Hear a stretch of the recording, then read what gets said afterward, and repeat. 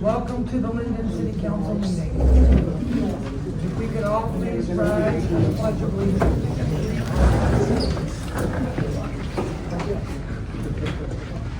I pledge allegiance to the flag of the United States of America and to the republic for which it stands, one nation, under God, indivisible, with liberty and justice for all. And if we could have a moment of silence for all of our military that are overseas.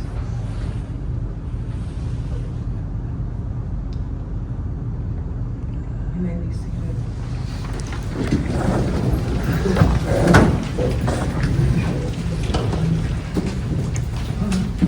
Kristen, has roll call been taken? Yes. Chief Will, will you do us the honors this evening? Ryan Will, Fire Chief. Patty Tyan, Associate Program Director. Tessa Sweeney, Director of Senior Services and Community Engagement. Doug Grice, DPW Director. Adam Young, City Planner. Kristen Kenyak, City Clerk. Ellen Glass, City Manager. Denise Miller, City Councilor. Brad Dick, City Councilor. Mike Gildner, City Attorney. Liz Armstrong, Mayor. Terry Lake, Mayor Pro Tem. Pam Hout, City Councilor. Tom Hicks, City Council. Brenda Simons, the City Councilor.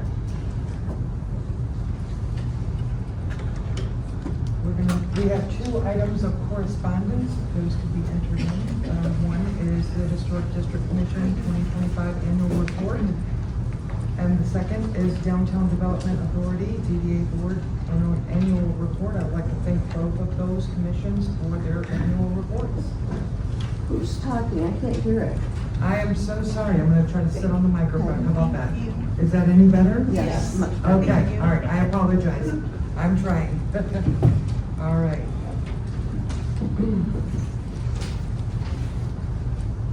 So we're going to move on to public comment now. Individuals wishing to speak will be called upon utilizing the completed public comment cards. Remarks should be addressed to the presiding officer, and it is not a time for debate, but for comments or questions for the council and/or staff to answer or research. Questions will be answered during the meeting if the information is readily available. If answers are not available during the meeting, council or staff will contact the individual within 1 week or 7 business days, or when the information becomes available. No person shall have the right to speak more than once on any particular subject until all persons wishing to be heard on that subject have the opportunity to speak. We will start it out with Scott Ward, Senior.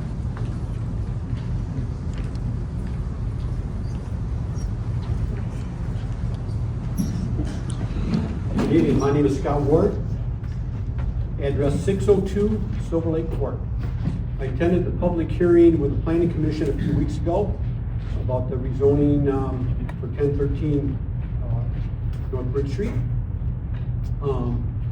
That was about 7-2, I believe. And there was a lot of comments about that. And one thing I left that night thinking that I was on the Planning Commission years ago, and I was involved in a couple of the master plans. And I remember when the professional planner helped us guide us through that. He mentioned the master plan is a vision. It's a vision. It's not been cut in stone. And I think we need to realize that when we're dealing with a 150-plus-year-old town, that things aren't already cookie cutter. I mean, there's a lot of non-conforming uses. There's houses, party stores next to residential houses. There's residential houses next to funeral homes. And that's kind of the beauty of living in an old town, I believe. I'm also the chairman of the ZBA, and many times we get non-conforming uses. It's part of being in an old town where a fence might be too close to the property line, or a house might be too close to setback. So I think this rezoning, it is a residential house. It's a house. It just happens to be close to a residential area. And that zoning business, it's not a central business district. It's a blended district. So Mr. Dix brought a good point about the downsizing, down zoning. And I think that was a good thing. And I want to learn more about that if that could be brought up a little bit. So that's all I had. Thank you. Thank you. Monica Lerner.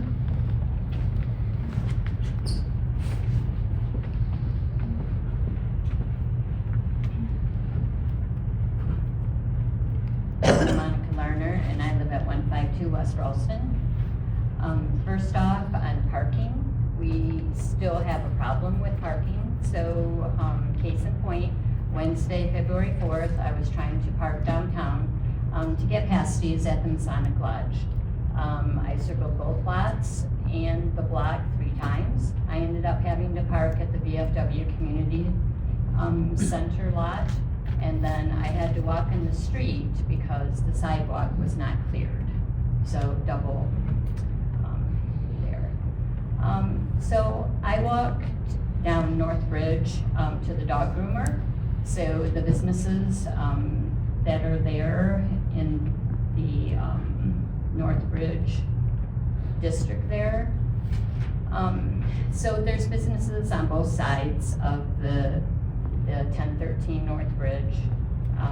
I believe there's, offices or whatever on the bottom, and then maybe living quarters on the top. My point is that if it is a business district, why can't, a commercial mortgage be gotten, and they can have the living quarters on top, to help, pay the mortgage, so to speak. I'm just saying that that it's possible that the commercials can secure that mortgage, and I don't think that it becomes the city's problem, to try to sell the property. So the next is, senior services. I called, the closest senior centers in Genesee County, and they all have a book exchange or a library, if you want to call it that. So I would like to know why ours was taken away without a say from the residents, especially the senior residents. The Mill Library is not here, and some seniors depend on LoC Senior Services. It's not like the LoC Center has to purchase the books, and I wonder where the books that were here, where they went. We keep hearing from the council that we need to be educated, which, okay, let's educate you, but take away your books. So the counts that are showing the reflection of the book's use. Let's say a senior comes in and they sign up for a yoga class or whatever, and then they decide they want a book. Well, they're not gonna go back and sign up again for the book. So the counts that are on the sign up place, don't really reflect that part. Saying that Kindle can be used for seniors. Seniors did not grow up with electronics, and it's been proven that a paper book is essential kind of for mental health, because you need to have not only the stimulation there, but you need the touch, you need the tactile. So, books are not obsolete, and I don't think they should be made obsolete. And I think we should have an input as the seniors, that we want our books. So just a little bit, studies show that 6 minutes of reading can reduce stress levels by up to 60%. So I think that's major. It leads to higher life satisfaction, lower rates of depression, better sleep, and cognitive training to prevent mental decline. It also increases the life expectancy. Added benefits are escapism, empathy, and self-care. My point is that the LoC Senior Center has the middle name of senior, but we don't get to make the decisions. So we haven't had updates on LoC, and I'm out of time. Thank you. Wickstrom household about the water. Mine's pretty quick. I'm Mary Wickstrom. I live at 224 Hyatt Lane. I don't hear people with this microphone really close. For everybody. My main question was just Was there a grant applied for the water? If so, what happened? If not, why not? And then what are the next steps in helping the residents with the cost of the water? As we see the fluctuation in prices and possible increases coming. So I'm just a concerned citizen, and that's all I have. Thank you.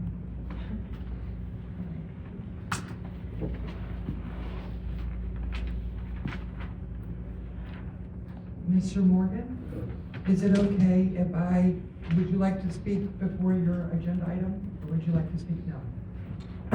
Either. It also has to do with the draft housing focus zoning ordinance. so- Okay. Thank you. My name is Noah Morgan. I live at 15105 Pinewood Trail in Linden. I've lived there for 13 years. We have 3 kids here in the community. Been involved since day one, moving here. I'm a small business owner in Fenton. Tax strategist, also do financial planning. With about 150 families here locally and across the country. We also started buying rental houses when my wife left her job about 10 years ago. We've owned this property at 1013 North Bridge Street. We acquired it back in 2019 after we had a land contract. The family wanted to move out as they were outgrowing the home.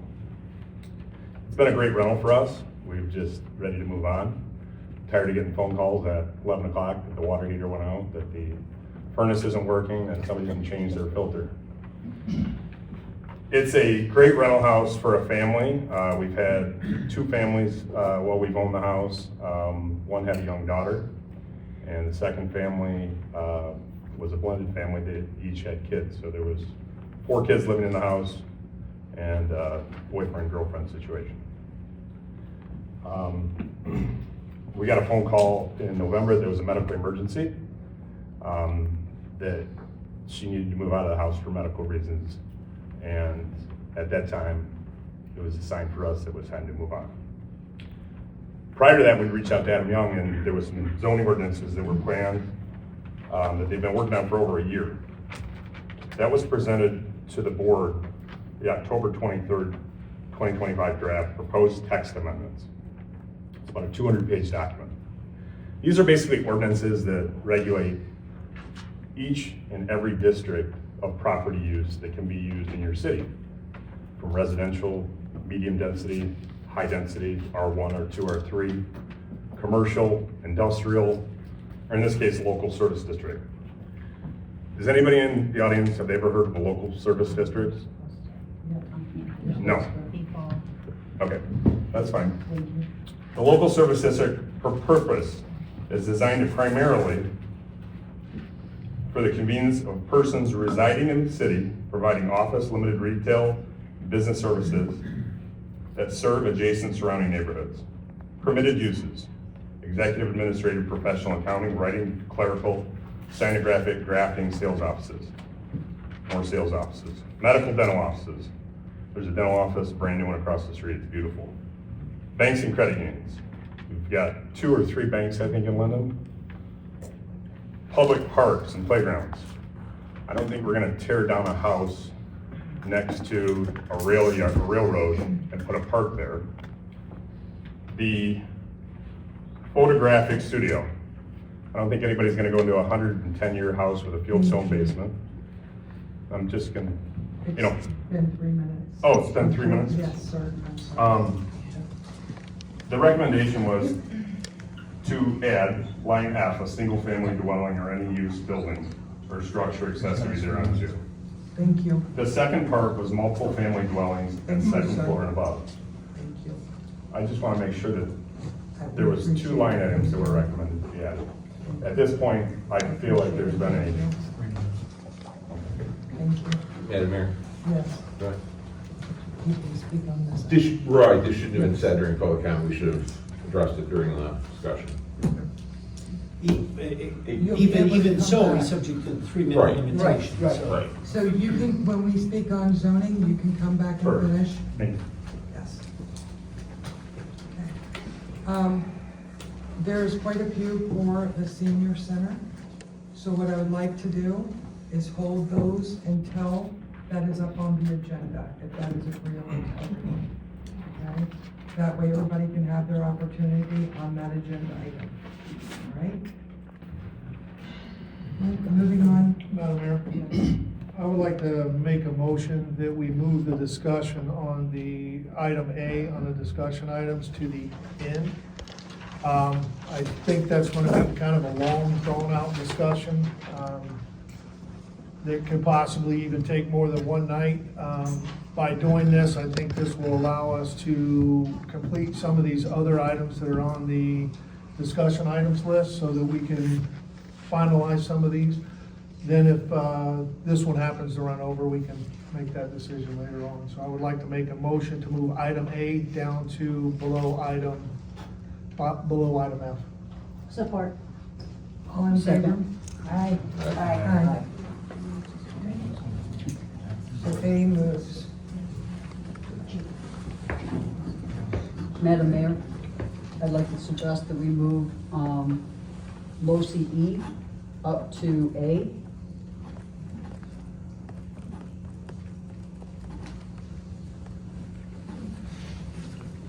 Is there a second?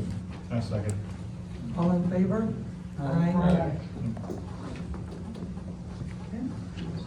All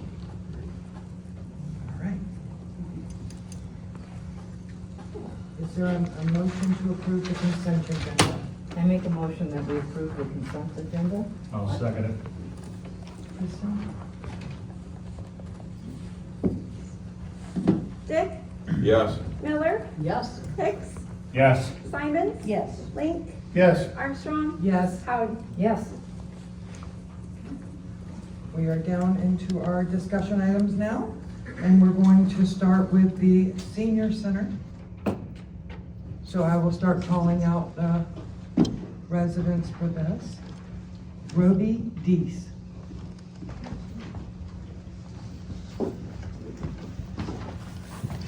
You put me first because you know I got a blood mouth. Well, I brought my own wife. good for you.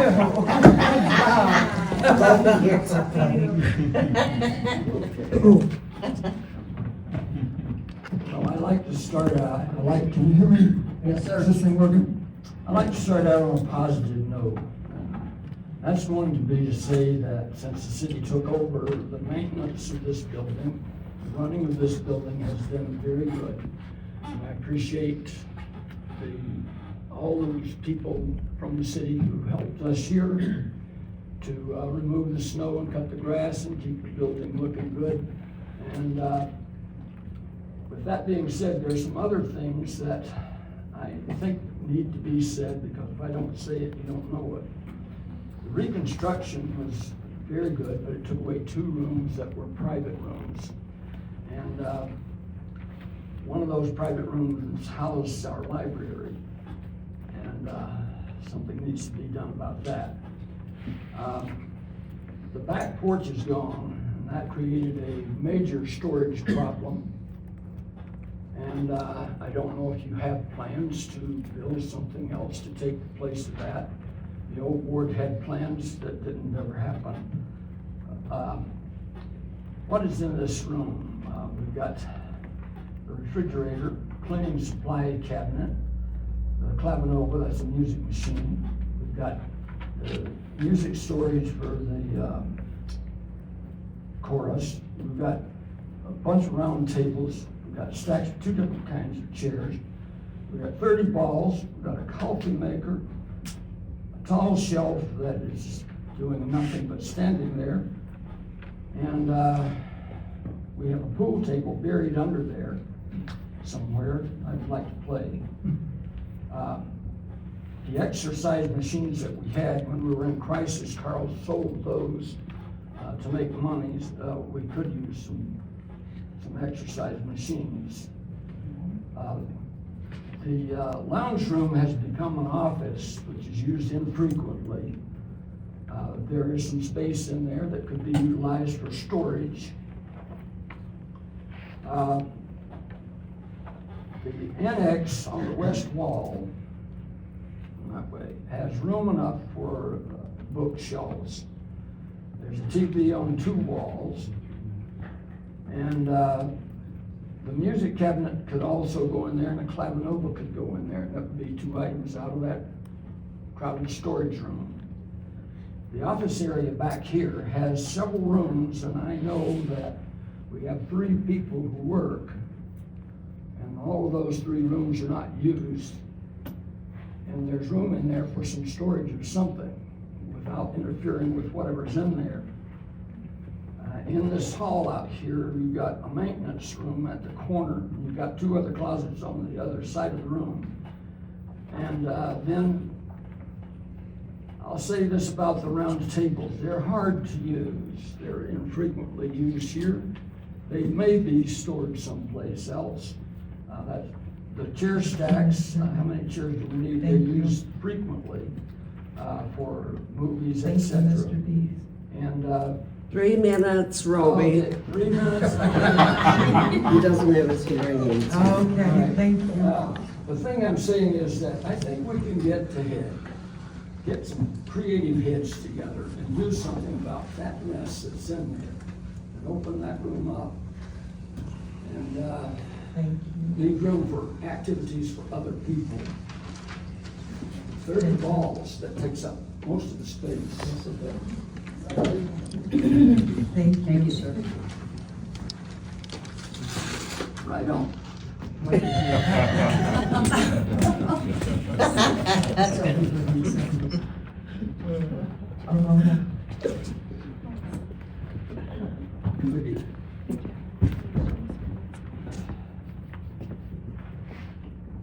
I have 2 questions.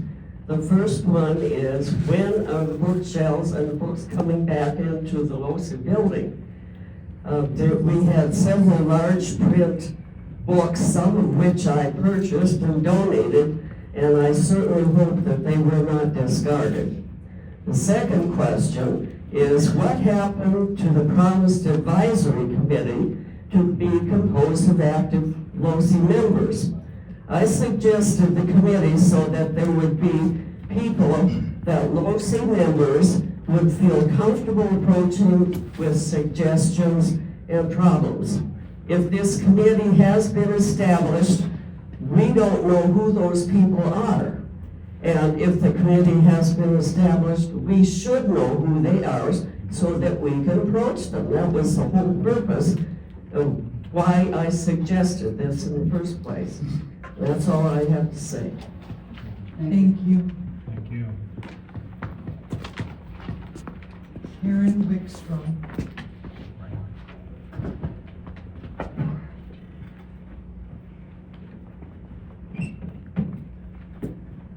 My issue is, again, about the things that have been removed and no longer available.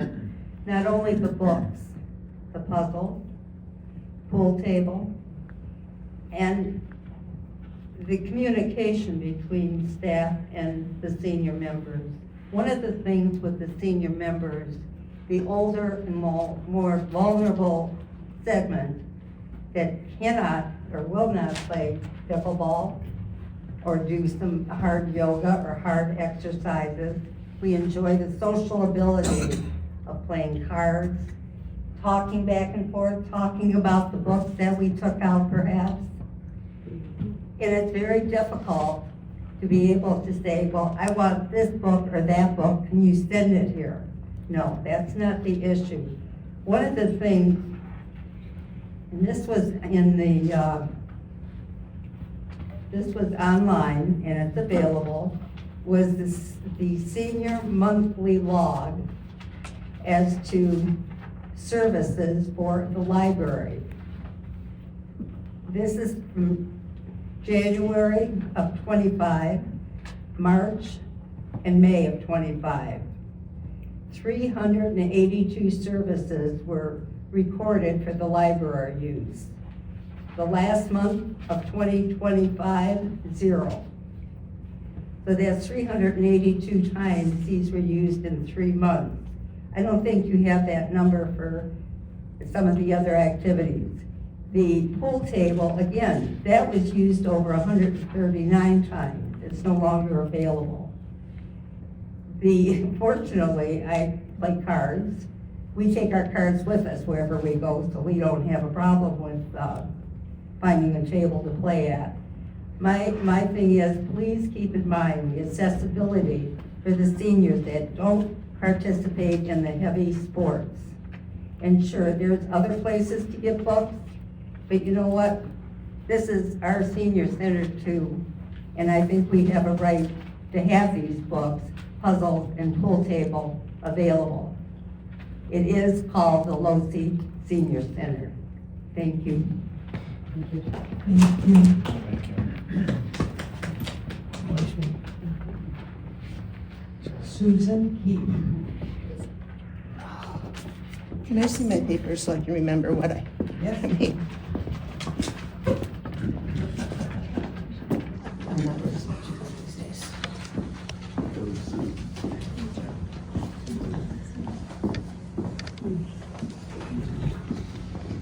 Okay, I want to thank everybody that's come, and the staff that works here is excellent. The renovation's great, but there's some things that need to be. Doesn't feel like a senior center. We took all the fireplace and all that stuff out, and it's cold and uninviting. I was told that the pictures that were hung up and the fireplace and the wood carvings are all in Ann's office. Now, how many times does the public go that way, past the bathrooms, be able to see it? That's part of the Losi Center, our heritage. Some of those people are not around anymore, and I think those need to be put up on the wall in the annex or the hallway.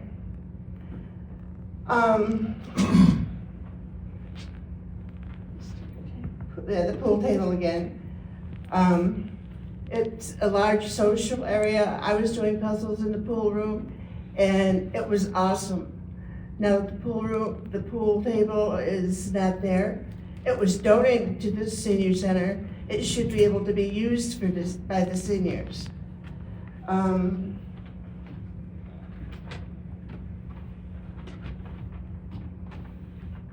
think that's about it. Thank you. Thank you. Thank you. Thank you.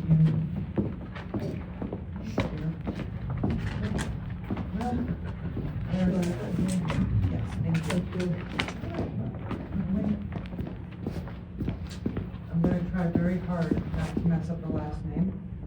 Beyonce. Beyonce, okay. Nobody gets it right, that's okay. I'm beautiful.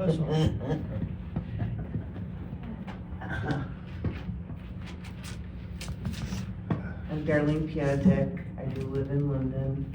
I really have nothing else to add other than the things that we have lost, and everybody's pretty much said exactly what I wanted to say. It's hard for us, as you can see. There's several of us that are handicapped, if that's what you want to call it. We're getting old, what can I tell you? And it's tough to get to different places, to go to the library. We're lucky we get here. I mean, let's face it. And some of the things, the library was important. I know a lot of the people, seniors, did not even know that they had to sign on at the kiosk for the library. I've been a member for over 10 years, and I didn't know it. It's never been told.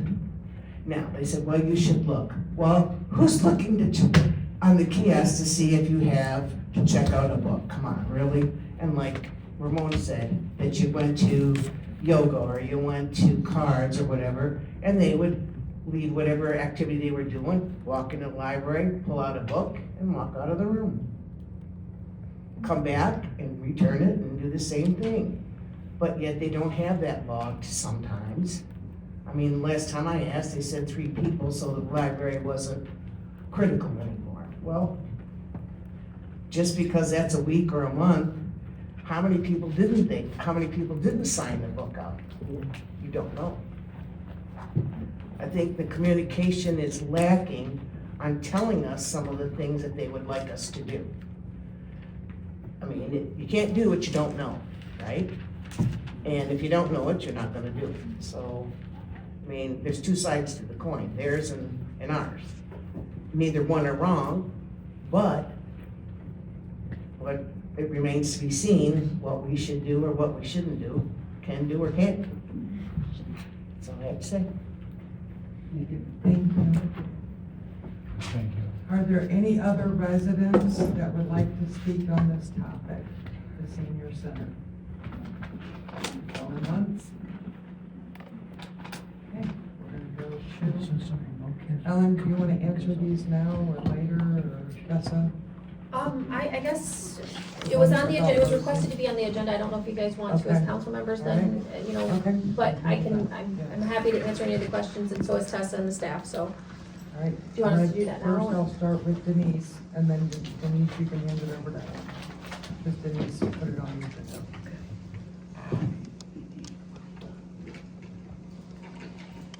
See if this works. If not, you're gonna have to listen to my voice. It doesn't sound, can you hear me? Yes. All right.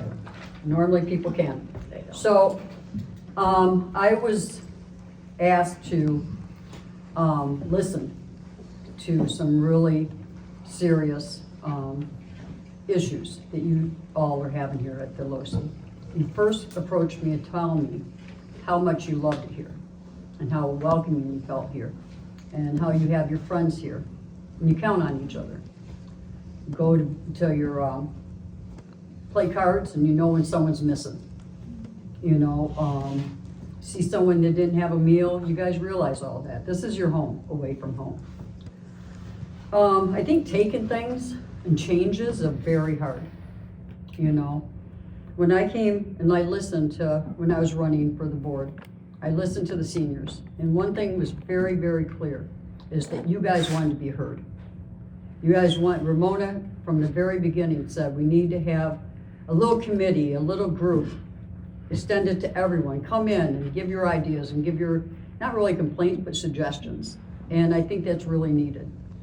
Seriously needed. Everything, if you have a committee or a group, you're gonna be listened to. Sometimes things can't be fixed. You know, that's a reality.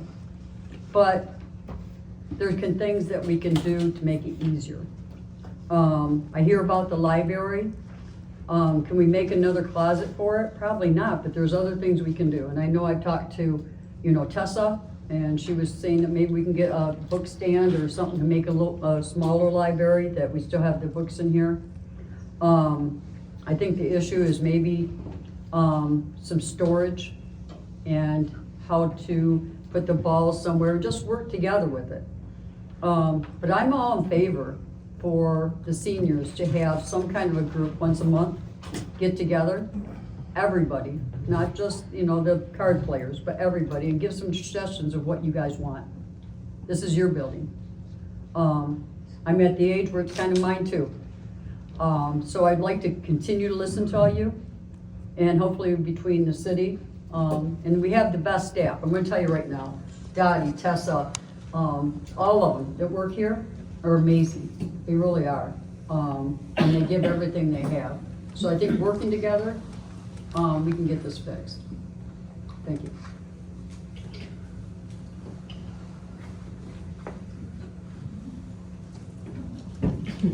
Councilman Dick.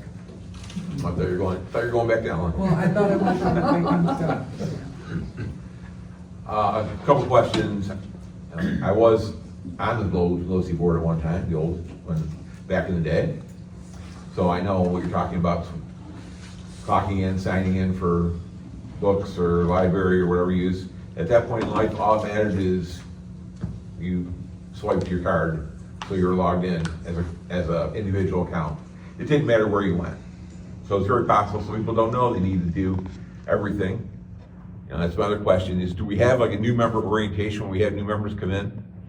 Do we orientate them to go through all that? No. Am I able to speak or you look at me? Yes. Now, Maybe, show of hands, maybe, Madam Mayor? I'm asking our director if we have a program like that to orientate new members, but. Because you know, and as Councilor Miller's comment, an advisory committee, or maybe just a calendar date every month where you guys can sit down and have coffee. We have coffee with the cop, we have coffee with the fire department, we, you know, have a coffee with the director of the LoC Center, like sort of similar to like the Grow Linden board where the businesses come in and sit down and talk amongst each other and to toss up for different ideas. You know, just one date on the calendar where you guys can come in and say, hey, you know, we think we'd like to try something new. You know, can we start a canasta league or whatever it might be? You know, there's a lot of different things we can do. I agree that books, puzzles, pool table, you know, things are, they're needed. We did do a renovation. There's still wall space back there that's empty. I think we'd probably do something. Other question, they said the lounge isn't in use up front anymore. What are we doing in there? Tessa? So the office up there that was originally the Caratel Lounge was locked most of the time. I guess I'll let Dottie and the previous staff that was here speak to that specifically, but as soon as the city took it over, we actually started creating a space where we could have more private meetings, where the veterans services could meet in there, the social security appointments could meet in there, give them a little bit more privacy and things like that. So that's what that room is hosting right now. Massage, I'm sure there's lawyer appointments. Foot doctor. before they were set up in a makeshift area in the storage, what was originally supposed to be the storage area, but then when it was the pool room and the puzzle room and things like that, so. That was kind of what I figured, but I wasn't sure, I just wanted to clarify that. So I figured maybe we were doing taxes in there right now and such, I didn't know. As for other storage spaces, we'd have to get creative probably, but Don's pretty creative. So, definitely, we can definitely look at it. As I said, it's money, and if it's something you know, we decide we need to spend it on, then we will. Thank you. Councilwoman Simmons. Yes, what I heard you say, or residents saying, is that the library usage was undercounted due to inconsistent sign-ins, which is quite possible. The space supports social connection, not just book circulation. Card games and reading reduce isolation and support cognitive health. Seniors need informal gathering areas as much as structured programs. And restoring the library restores community, not just furniture. I like that. I liked your comments. It's not about statistics at this point. It's about preserving a space where seniors connect, belong, and stay mentally active. And I am for a space like that. I'm not exactly sure how that would work or how we revision that or where we would go next, but I can imagine a wall of books and some tables and, you know, a nice place where people can come and talk and connect. I don't necessarily believe it needs to be like a scheduled get together every month, but I think they really need a space like that. The new member orientation, did I hear you say that you have that, Tessa? Yes, yep. Okay, so included in that is how to use the kiosk? Yes, yep. Okay, and maybe we could stress how important it is that they use that kiosk so we can know what they're interested in. Yeah, we do that. That sounds really good. Oh, and we're supposed to have some type of subcommittee, some type of board set up. I know that one of our Southern Lakes Parks and Rec folks are supposed to be on this board. Do we know where we're at on that? That's my only question.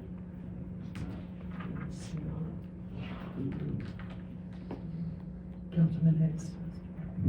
Thank you. I gotta agree with Brenda about the subcommittee, because I was on the assumption that that was gonna come, because it's just not Linden people that are coming, it's other communities. So we need more feedback and brought to the council so then we can help. I'm in the process right now of going through, trying to be a member. I filled out the paperwork online the other day, so I'm not sure exactly what's going on. I do understand and hear and want to get more involved. But I think we need to go back to that original thing that I thought that was supposed to happen. If I misunderstand, I apologize. But no, I hear you and I agree. Thank you. Councilwoman Howard?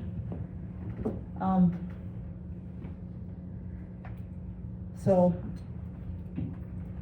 I know that we have a lack of space, and we tore down took out the porch building and didn't replace it, but maybe there's a consideration sometimes down the road that would be, and build an activity room that would house those small items, like a puzzle place and, a puzzle corner and pool and those other things. Because they are extremely important for everybody, but seniors especially, to keep mentally and physically active. And yeah, I know about that too. And then the question about the Genesee District Library, I know they have a bookmobile. And how often do they come, Ellen? Or Tessa? So, I wasn't sure if you guys wanted to just wait till all your questions were in and then us Oh, as staff okay, address or well, whatever, all right, so it's then that's easier, what I so would like to hear. I'm not sure how this was supposed to flow, but. Sorry about that. No, you're fine. I would, so I'd like, I would, so we have the Genesee District Library mobile coming right now. Would there be a way to help seniors look through a library category, look at the catalog online, maybe some help offered to the seniors, or do we have a dedicated terminal that we could allow seniors to look and, staff could assist if necessary, because we know technology changes and it's hard to keep up sometimes. Good grief, they're changing all the security codes all the time. It's like, come on now.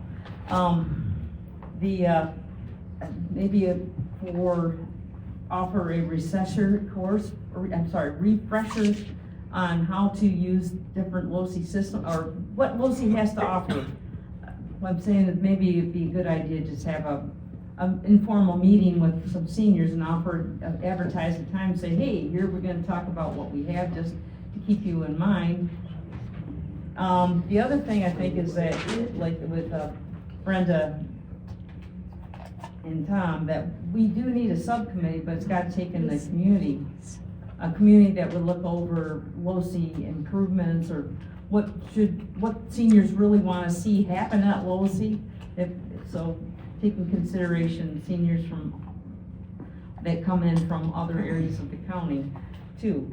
But I think it's important. It's nice to hear what people really want. Let's see, and I think that was it, but I really was wondering, because I know the Genesee District Library does come, and it'd be nice to, maybe it needs to be advertised more, or maybe there's better access to the Genesee District Library card catalog and help for seniors. No, you didn't. That's it, please. Thank you, Madam Mayor, thank you. Yeah, I mean, I agree a lot with what Brad was saying as far as, having Don come up with some creative storage.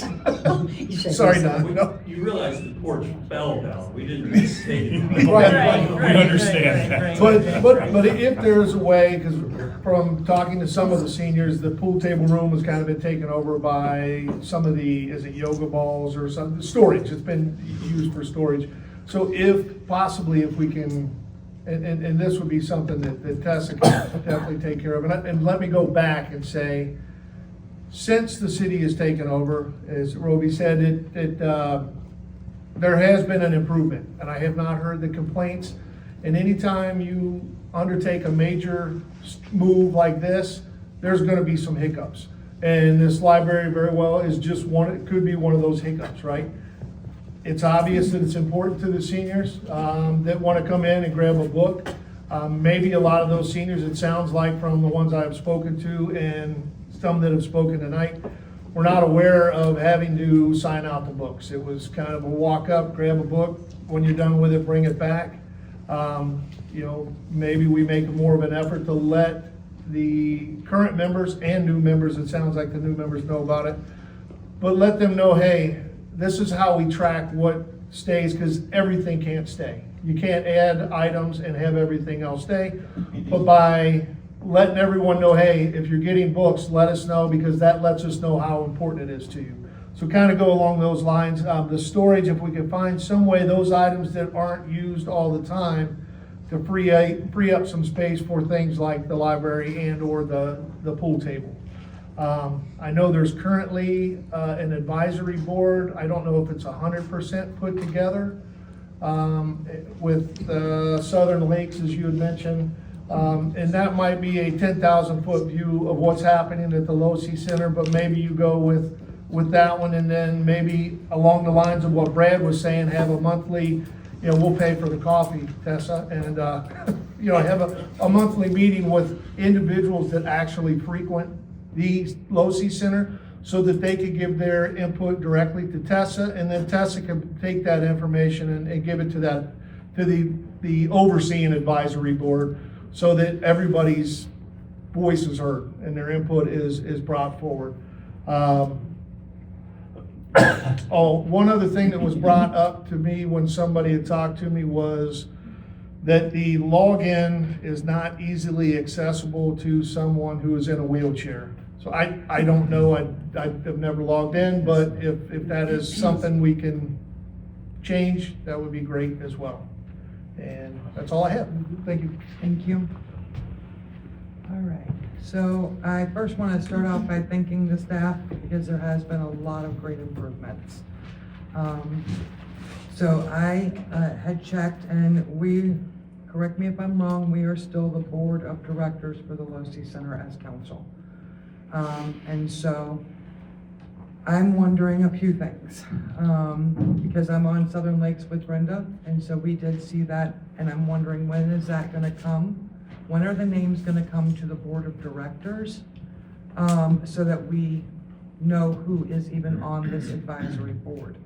The second question that I have is, are the meetings of this advisory board gonna be open to the public, posted for the public on the city website, as well as the LoC website calendar? And will minutes be taken so that if somebody doesn't miss it, or somebody misses it, they still know what occurred, and can give and share input and feedback on those items like they were there, even if it's in the suggestion box. I would like very much to have a list of the names that are on the advisory board or that are being considered for the advisory board. The next part is, I'm wondering, where are the books that were brought in and donated by seniors? Where are those located now? And how do we get those back out for them? And I would like to work collaboratively to get, and creatively to get that to occur. This week, in a conversation that I had, a resident had stated that the concern that they have is that the senior center is not supposed to be a community center. And they said that they're worried that the lines are starting to blur. So I think with the decisions that we make here as council, we need to keep that very much in the back of our minds, is not to blur the lines between community center and senior center. This is in fact supposed to be a senior center. And I've spoken on the possibility of, if the library was not something in here that was, there was room for, then what if we did a free library right outside the door and see if one of our boards and commissions would be willing to rotate the books and puzzles if there's not room. Ideally, they'd be in here, but if they can't, if there's not space in this building, then at a minimum, I would like to see it there, right outside the door, literally not having to walk through elements, and then providing them a place in here to sit and read, or do their puzzles. I want to thank whoever did this. Thank you. I appreciate it. And thank you all for coming out this evening. All right. Ellen and Tessa? Yeah, so I will talk a little bit about the advisory board, but I think it's better to hear from the staff directly. They're the ones that are here on a day-to-day basis, especially some of them that have more of a historical knowledge and stuff like that. If you guys I was trying to pull it up, but I can't find it quickly enough. But in the October packet, Tessa put together a memo, Friends of the LoSI, that talked about the structure of the advisory board, and I think there's some confusion as to what the expectation was from some of the public versus what was moved forward with from a council perspective, the board of directors. So the structure of LoSI no longer exists as it did before. Once the city stepped in and took over, it changed the structure. And Mike, you can speak specifically to that as you were part of that process. So as we talked at that October meeting, one of the things that we do not want to do is mimic the old structure, right? So one of the things that Southern Lakes is requiring us to do to hit the benchmark for the $50,000 is put together some type of a board. And so in the conversations and talks with staff, then let's utilize that board for Tessa. And I think in that memo, and I don't know if you can quickly find it, Tessa, but it talked about that the board that existed, the Friends of the Shiawassee, sorry, apologize, but Friends of the LoSI would be made up of members that Tessa and staff had identified and invited to and appointed to that specific, because it was supposed to be an informal board. And it was a recommending, board to Tessa. They would recommend items to Tessa that they would like to see, happen here at the center for whatever reason. So we do have in the Southern Lakes Parks and Rec agreement, in order to hit the benchmark of $50,000, they had asked that that's something that we put in place. So like I said, in that memo, Tessa talked about the structure of that and it being, an advisory board for her to be able to look at things on a day-to-day operational basis and then make recommendations to you all as necessary.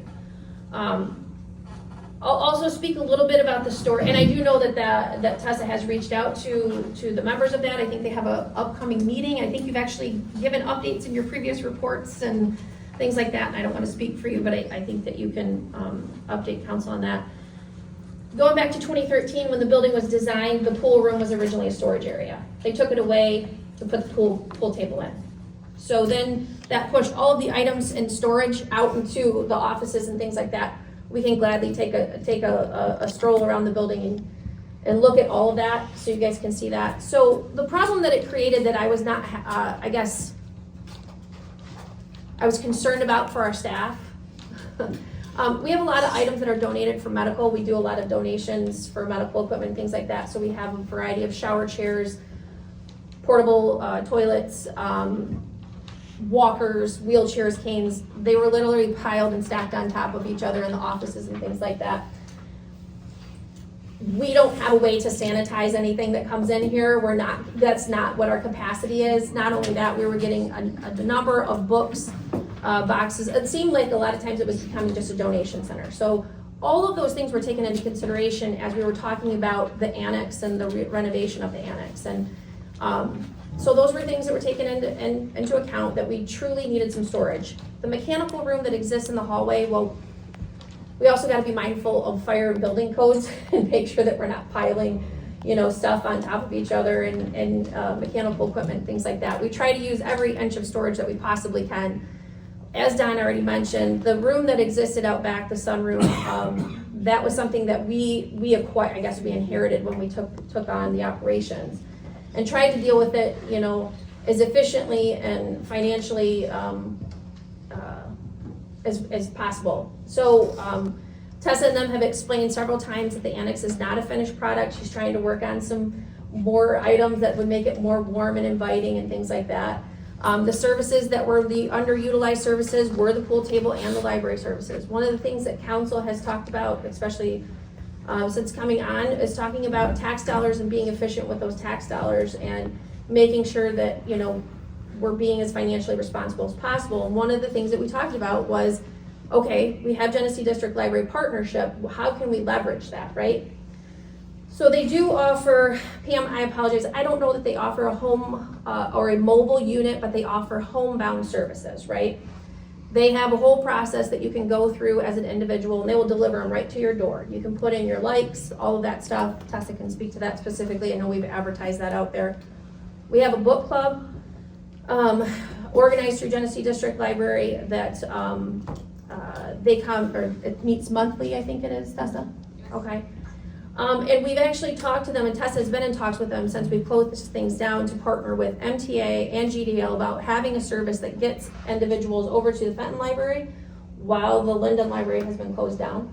And we, even afterwards, after the library opens in downtown, that's something that we could continue to do. But that's just kind of where we're at from my perspective, and I'll let the staff kind of fill in the gaps of the other items if you don't mind, Tessa. Okay, so just a little bit of background. Last year, LOSI had 29,608 sign-ins, and we serviced 1,992 unduplicated. For the pool table, the data required for that, the pool table was only used by 23 unduplicated individuals throughout the 2025 year, which those individuals represents a small portion of the overall participation, which is leading to the pool table in the storage room as of current today. Secondly, the library, only 32 individuals use the library 10 or more times over the course of the year, which equates to about less than one person a day when you average it out from 552 days that we operate. And then to go off what Ellen was saying of the Genesee District Library, so I also had a conversation with the last joint meeting with the Park and Rec and the Library Board. The librarian, Brian Cutter, said actually you don't need a library card to just come into the library and browse. It's completely free. You aren't even required to sign in. You're only required to have a card when you check a book out. So I know there was an issue about browsing and wanting to look at all various books. That can happen at the Genesee District Library, and that's also open at the Fenton Library 5 miles away. And like Ellen said, I have been working with MTA to try to coordinate the transportation from LOSI to that. We're still waiting back on if that's possible from MTA.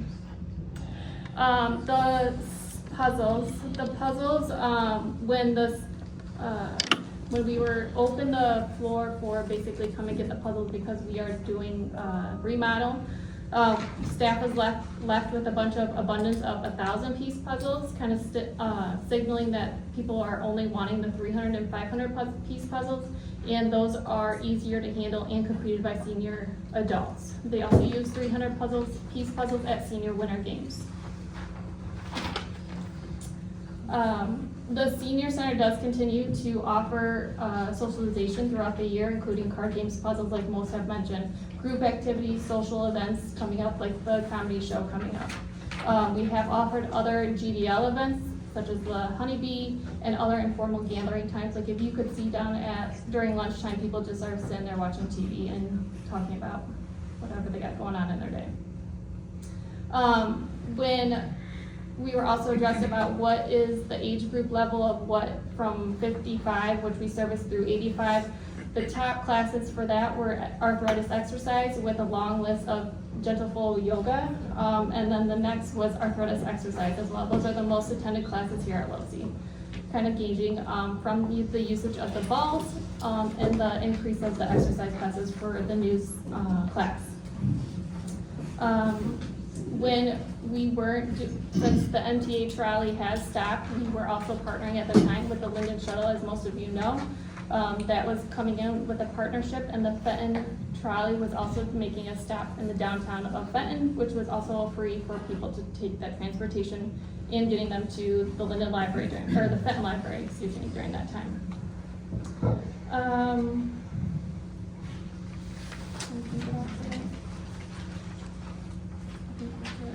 Oh, for the LOSI advisory, yes, we had an update in October. Invitations were sent to various individuals in November and December. The meeting is coming up February 25th at 9 a.m. Chelsea Mills is the Fenton City rep. Pat Lockwood is the Southern Lakes, as most have voted for during that time. Joe Genio is the Fenton Township, and then Luann Eastlake is the Linden rep. I'm still waiting to hear from the Argentine, and that's where I've been. I don't does the staff have anything to add? I know you guys have a little bit more history than I do. Gwen, did you want to add anything, or? No, I was just gonna speak briefly in regards to. Gwen, can you stand up? It's probably easier to hear. When we have new members who come in, I'm usually the one who will give them the tour And that definitely includes the kiosk, because that is such an important piece to us here at LOSI.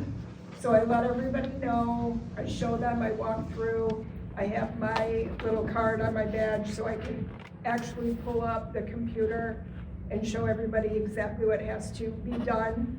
Everything we have going on for a specific day is listed alphabetical. So, and then they're asked to sign in on each thing and then hit finish. So everything is listed out for you alphabetical by the day that you're here. And then just to add to the sign-in, when I first came down here, one of the feedback from the participants from LOSI was that it was uninviting and welcoming to have those stop signs right in the beginning, and for staff to be like counting people coming in to sign in. So that's how we're just basically right now trying to remind people friendly and welcoming, like, hey, don't forget to sign in if you need help, let us know. So that's the background behind that as well. And, you know, the sign-in thing, you know, we show them at the beginning that, you know, like, I'm a senior, okay? If somebody's gonna show me something at the beginning, the next time we come in, I might forget. So it's not like we haven't told them, it's just that sometimes you don't remember, but it's just, we try to tell them as they go. So we are very accommodating and trying to help people. So, and the storage thing is with the one that's in the front office. Anne used to be in one of those little tiny rooms, and she had another person in there. And it was so crowded that there was no place to go. So now we've offered this office, so people, when they come in for Medicare, for veteran services, for all this other stuff, they come in, they have a nice office that they go to. And it's a very welcoming, private office. And so you took something that was very seldom used, because it really was. It was just, I'm sorry, but Carl locked himself in there, and that was his room. But it was, and there was furniture that was in there that wasn't cleaned and everything. Now it's a nice office. It's welcome up to our social services. People appreciate what we do here. And that's, you know, it did take a room away, but that's, you know, that's our storage thing. And the storage room, pool table really never was in there until after, when we had the tables and chairs in the back room in the sunroom, that it was fine. We had the pool table in there, but once that room fell, we had to put those tables somewhere, and that's what that room was built for, was a storage room. So we just put it back into what it was built for. And hopefully we can find something for the pool table and the books and stuff, but right now, we've gotta work on it. In addition to that too, I think we gotta be careful too, because we are offering medical services, and then there's social security appointments, and then veteran appointments, and we need some very private, you know, and so where they're positioned now, they have a waiting area outside when they're waiting for their next appointment. They can, you know, close the door and have private conversations in regards to their own individual needs for those services and things. So, I think as we talked, I think it's always challenging whenever you have one new leadership that comes in as well. We're trying to find our footing, and trying to make sure that we make sure that this does not become Linden centric, right? This is this is Genesee County, right? Genesee County is what funds the senior services per se, and we have to hit specific benchmarks. So as you guys see in Tessa's activity reports that she submits to you guys every month, like, we have to have so many social services events, or social activities. We have to have so much for food services, nutrition. We have to have so much for exercise. There's all kinds of benchmarks that we have to hit to potentially get our $206,000 in funding, right? So it's very important when people do come in that they're hitting multiple items. Don't just hit one thing that you're coming in for. And I know that since us being here, the staff has been really great about showing individuals that. And I'll tell you what, Gwen and Jen get beat up a lot up front. I say beat up, but they're the warm, welcoming faces that are sitting up there, and they provide a warm, welcoming environment for anybody to talk to. Darlene, Karen, you guys both know that Tessa and I have talked to you guys. If I'm available, I will make myself available to chat with you guys anytime. And I think you know that and can attest to that. I'd love to sit down and play cards and maybe learn euchre one day, but time never allows. But I think we're more than willing, if Tessa and I or somebody else on the staff wants to sit down there, a couple times a year and provide just a coffee to hear feedback, we're more than willing to do that. One of the things that I've just asked people is just give us a little bit of grace, right? Like, we haven't had time to allow these changes to actually take effect. And so we're trying to do it. I've explained to Karen, I've explained to Darlene, if it doesn't work, it doesn't work. But let's at least give it some time to allow it to work, right? And stuff. And I'll tell you what, the people that come in this building and that utilize the services are amazing people. And I want to reassure people that we are dedicated to this not just being a Linden-centric thing. It's a Genesee County thing, a Southern Lakes region, and we're dedicated to continuing the senior services and only improving them. And I think Tessa's numbers speak to that, and not just Tessa, but all of the staff here. Since October 1st, they've seen 1,087 visitors. That's not duplicated, right? So that's 1,087 different individuals coming in the senior center for different reasons. And now they're coming in for multiple things, multiple times, and all of that stuff. So those are just some things that I just ask that you guys keep in mind. But I think grace and giving us some time to allow things to actually take place and see how it's going to work, how it's not going to work, and go from there. So. Madam Mayor, may I ask you one more question? This is the only thing I would add to that. Is, again, I know when I first started here, a lot of these people have been asking, the only thing they want, I know you have an advisory committee, I've heard from many of them that they want to be able to come in once a month and just sit down and talk, have cookies, maybe bring in Representative Mueller, bring in Scott. I know they've done this before. I don't think it's going to be a big deal. We just all have to have respect that we sit down and listen to them, because so many times the seniors, and I know with my kids, sometimes they're pushing and we're going to fix this, but they feel like they just need to have someone to listen to them. So once a month, make a room just available for just have them come in and sit down and have coffee. And if this isn't something that they're actually taking advantage of, then we can spread it out longer. But it's just something I know for sure that Roby and a lot of them that were kicking and screaming a little bit when this all started, and they're giving the compliments of how this has gone and how great this is becoming. They still feel like they just need a little bit more attention, so their ideas can be implemented or explained why not. That's where I'm at. Thank you. I have a couple more questions. The answers gave me more questions. So can anyone tell me where are the books? The books were open for people to take at the time, and then we just asked for them not to bring them back if they took them. That was something that was advertised well in advance, though, through the newsletter. What was that? It started July 1. Yeah, because that was in anticipation of the renovation. We were trying to allow people to come and take those items. They had donated specific things and stuff like that, so, yeah. Okay. So there are no books left?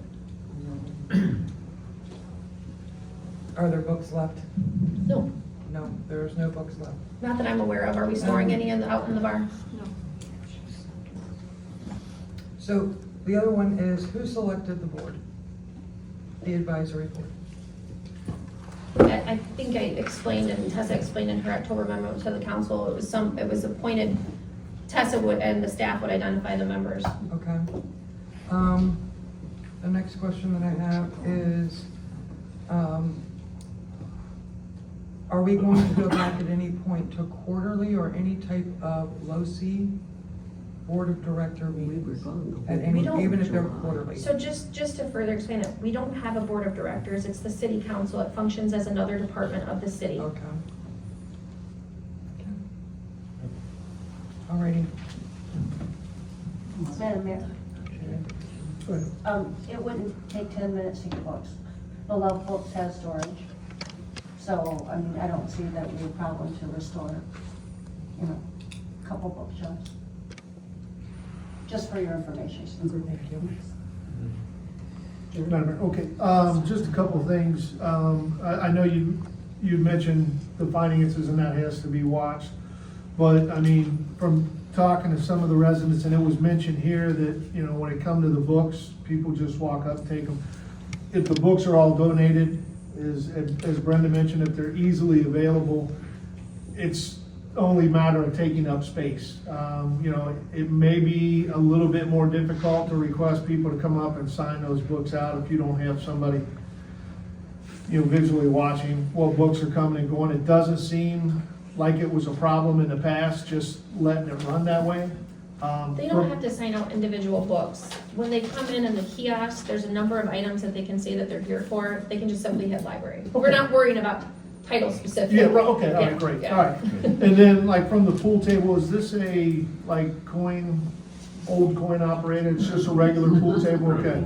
So like, if anybody's ever spent time at a pool hall, which I've spent a little of my youth there, and maybe if the balls are up in the office or something, and somebody wants to log those out, that would give us a more accurate representation of how much the pool table is being used, because it sounds like some people are saying, you mentioned, hey, I just go up and start playing. If the balls are on the table and there is no sign-in, very likely a lot of people are just gonna start playing. So that way, that would allow us to track more accurately how much the table's being used. So they just go up, show their card or whatever, and the balls are then signed out, and then they return them when they're done. That way, we can see really how much is it being used, and then the decision may be made. Like I say, sometimes some things may have to go away, and maybe that is, but at least that gives us a more accurate depiction of the usage. And the library, how much does it take? If we've got some wall space and we can put some books up, have puzzles and books, and we start running low, ask for donations. I think to the point of the pool table, I think we have a pretty good grasp on how many times that pool table is used, because staff does a pretty good job of, they know who comes and goes. They will also go in and make sure that, you know, if somebody hasn't logged in, that they've logged in. They will also make sure that if they haven't logged in for all of the services or activities, they go in and they'll make those adjustments if we've had individuals. Roby, you know, Roby's religious about signing in about all of that stuff. So I think that's, I think the pool table, they have a pretty good grasp on the numbers and things like that. But like I said, I think staff is willing to adapt if it's necessary. But just to clarify, the board of directors and things like that does not function like it did anymore. That was dissolved. It's the city council that is, you know, it functions just like another department. It is another department, not functions like it is another department of the city of Linden. So, once we have meetings twice a month for anybody to come and express that and things like that, so.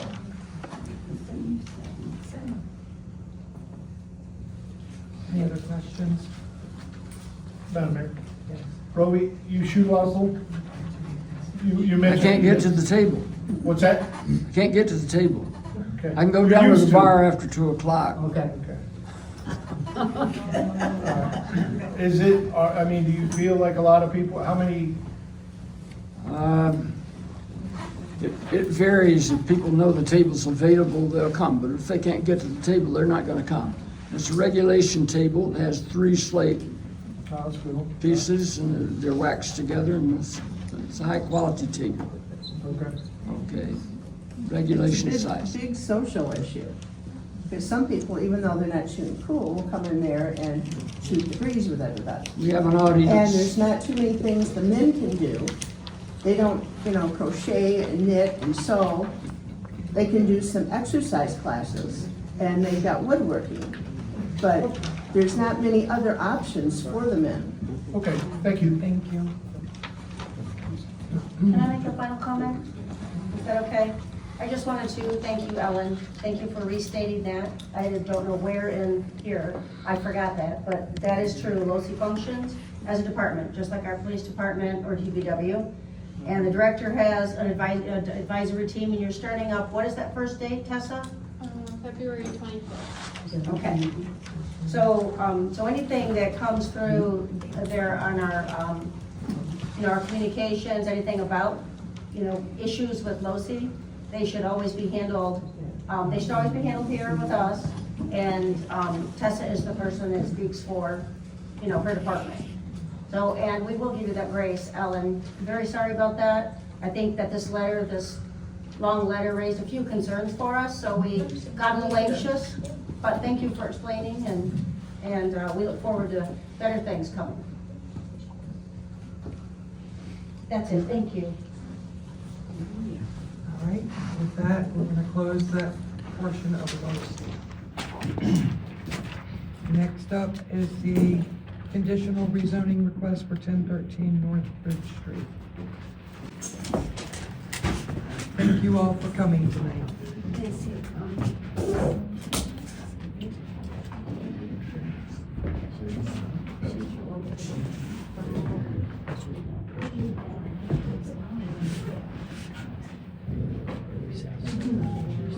I'm waiting for.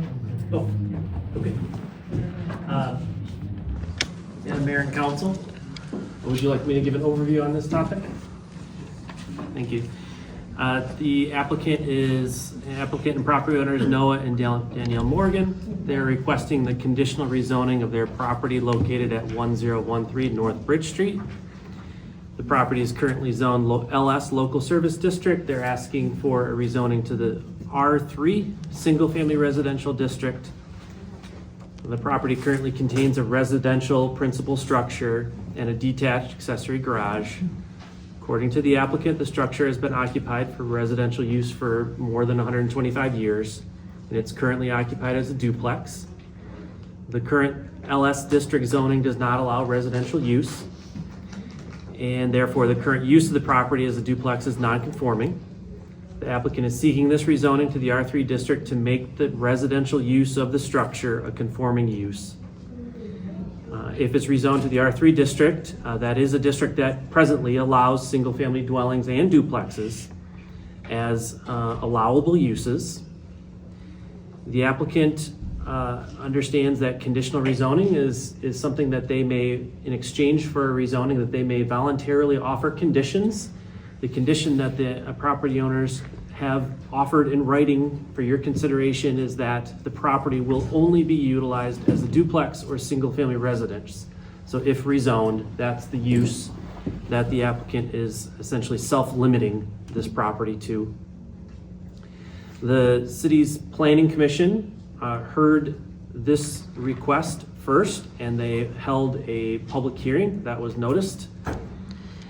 After holding the public hearing, the planning commission did recommend approval to the city council, indicating, and this is my summary, but you can look at their minutes, but they indicated that the proposed rezoning satisfies the rezoning review standards of the zoning ordinance.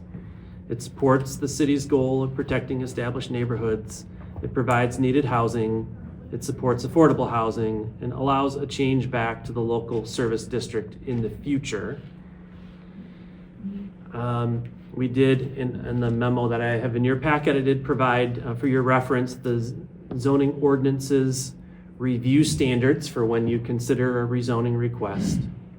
And you, as the city council, has the final authority for the approval or denial of this request. I'm here to answer any questions that you might have. Also, the applicant is here as well. Thank you.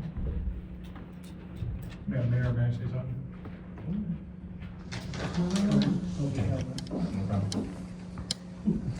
Is there anyone in the audience that wishes to speak on this agenda item?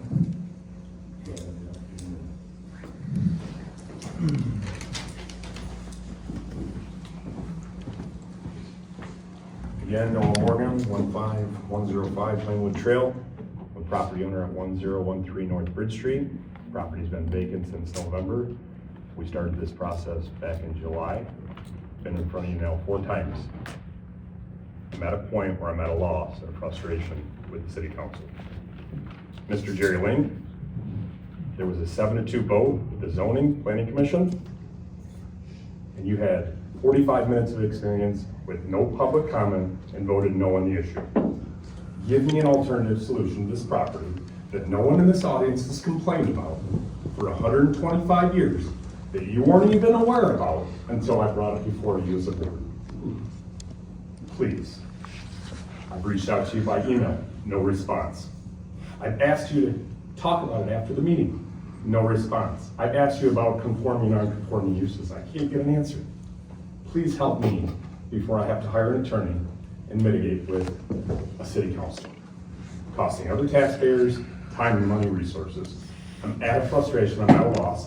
I got 3 kids at home, and I'm angry.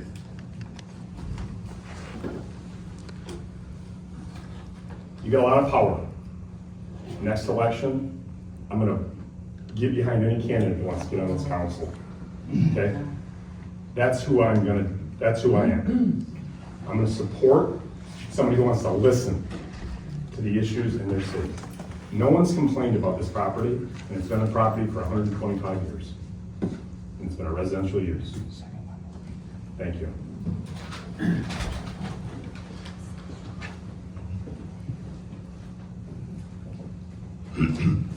Any other residents? Come on up, sir.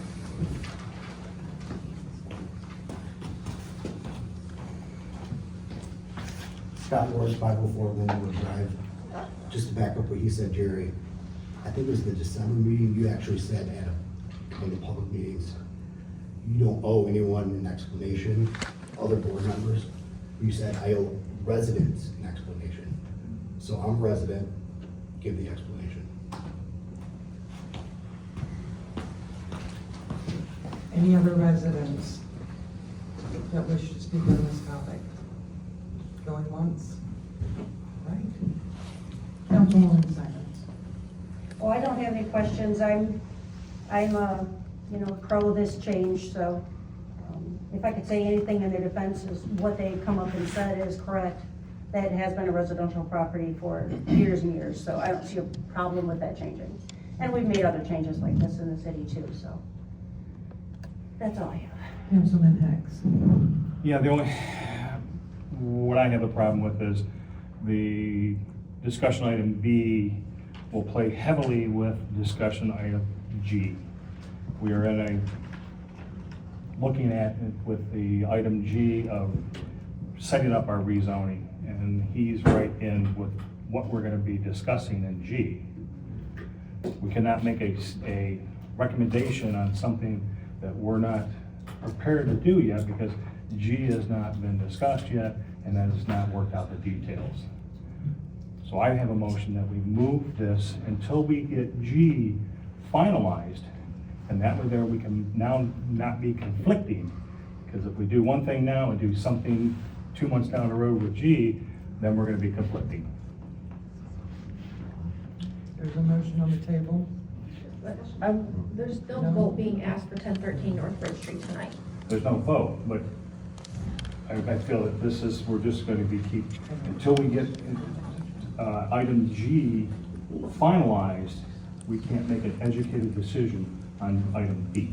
I guess I'll defer to Adam on how to, is there any clarification on that, Adam, that you would maybe want to provide? Any future owner of this property can get a rezone back to local service district.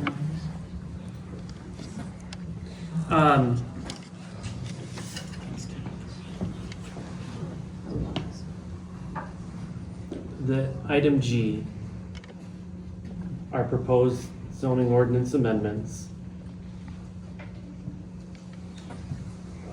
One of the proposed amendments is to allow in the local service district, single-family dwellings as one of the special land uses. That change, if it was adopted by city council, would eliminate the need for this conditional rezoning. That's correct. It's the same outcome. Excuse me. If the council, but the applicant did provide to the city an application form and paid the application fees and does deserve his application to be acted on. Yes, the two items do relate to each other. If you acted on the conditional rezoning first and say it was approved, and so then it's rezoned to the R3 district, but then that same evening or on another meeting or a different time, you would act on the zoning amendments, allowing for single-family use in the local service district,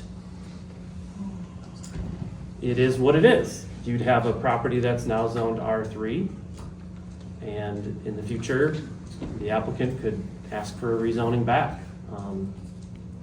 So I don't really know what to say. It's true, but the applicant did ask for this and pay the application fee, so I think the applicant deserves a decision, I would say, independent of another decision which may or may not be made around the same time, or it could be much later, or maybe never.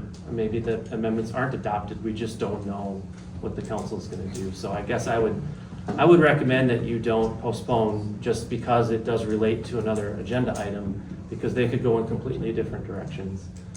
That's just my thought. It's not a legal opinion, but I think that's probably the most appropriate approach. Okay, Adam, you put in there that it could be rezoned residential or duplex. That's conflicting. Duplex is a business. There's one deed. So you couldn't put on there, could be one or the other, because it's a duplex now. So he wants it rezoned to residential, but still have the option to to somebody who buys it to do a duplex. That's conflicting, right there. Because to do a duplex properly, you need 2 deeds. No, the property is owned by one individual, and the duplex can be rented out to 2 It's a people. business then. A duplex is a residential use of land. Which now It's you're 2 collecting- dwellings you're on collecting one property. funds. You're collecting, like he's doing now, and he can't do it because people don't want to rent it. You're collecting funds to rent the place out to 2 different. We can't, you can make that argument about any property owner who rents their It's property. still LS, it's not R3. The R3 district allows a single-family dwelling and a 2-family dwelling. But we haven't voted on that yet. That's correct. Okay. So he's if asking if for a we're gonna do rezon. something here, then we're gonna be forced to do something over here. That's what I'm saying. We need to be able to make educated decisions on both. I don't wanna have my hands tied on one and not on the other. I wanna be open-minded and make a proper decision. I believe you can make independent decisions on the 2 items. My motion's still on the board.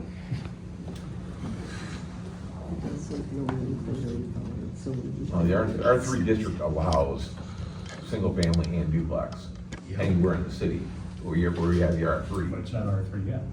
Correct, it's not. I'm just saying, if it was R3, it wouldn't be a conflict. I know what you're saying. I've said my mind. No, I Okay. understand. I was trying to make sure that we're on the same page. We're on the same page. Okay.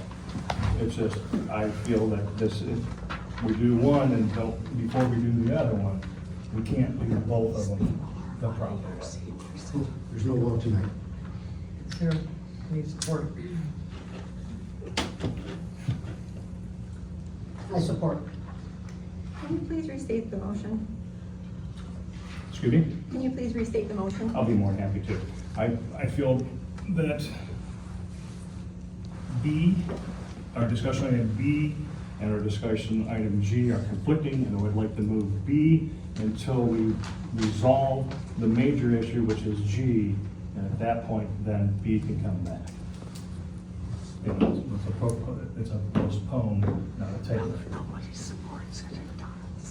So I'm not saying yes, I'm not saying no.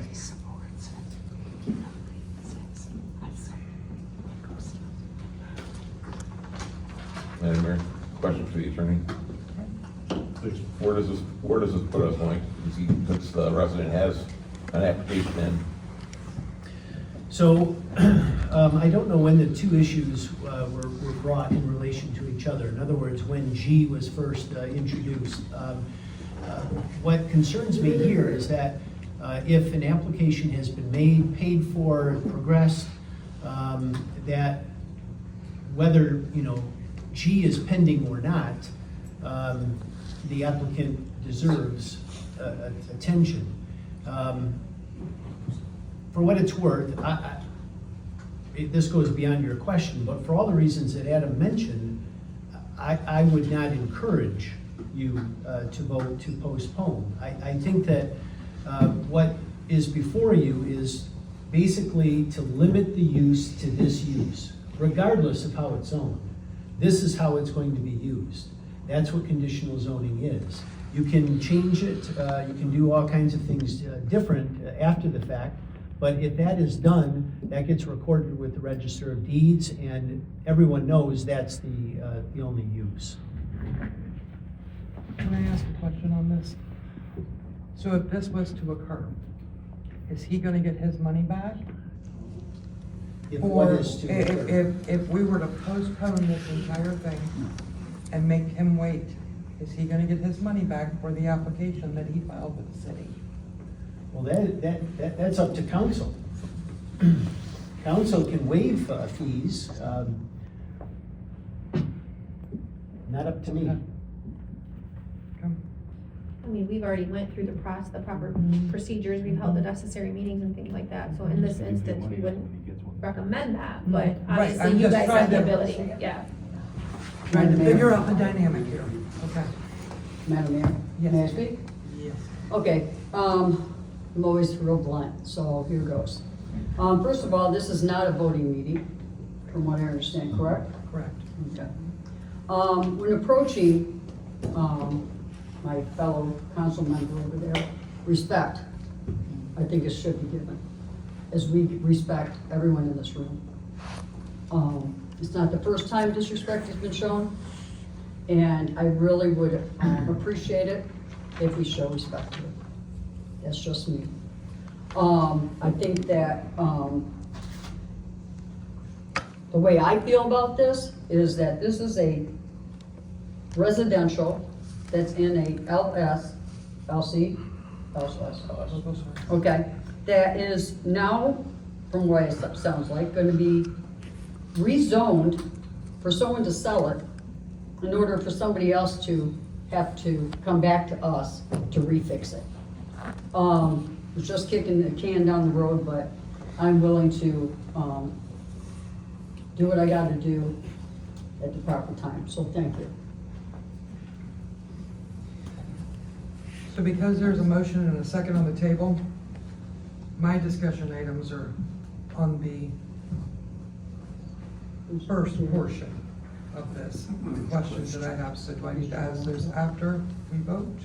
Or Just a second. And Madam Mayor, if what you're saying is your comments go to the original? the merits of the underlying request, yes, the only motion that's before you right now Okay. should be on whether or not you postpone. Okay, I just want to make sure that way everybody, I can move on. Okay, so Councilwoman Howard, you have not yet gotten an opportunity.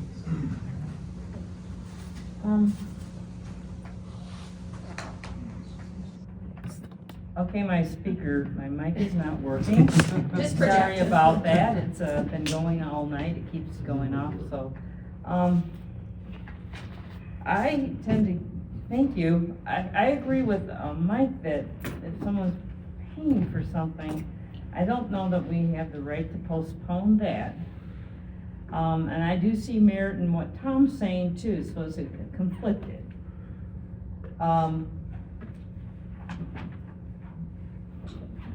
But I know I was going to make a, when we talked about the zoning, the housing zoning, I was going to request that we think about all the 7 residential properties in the LS district and in business district, that they should be considered residential properties. Because this zoning map is 2014 and life is changing, and I think that they should be all be rezoned without question, because in 2014, they weren't asked. There's one resident present who's lived here all her life, and her house was rezoned. She didn't even know it until she went to develop her property and had problems doing something with her property because of the zoning currently. So, it was just a thought that if someone pays for something, we should not postpone. On the other hand, I'm totally conflicted here. I think we should have discussed this in the order it was given. That's it. Councilman Dick?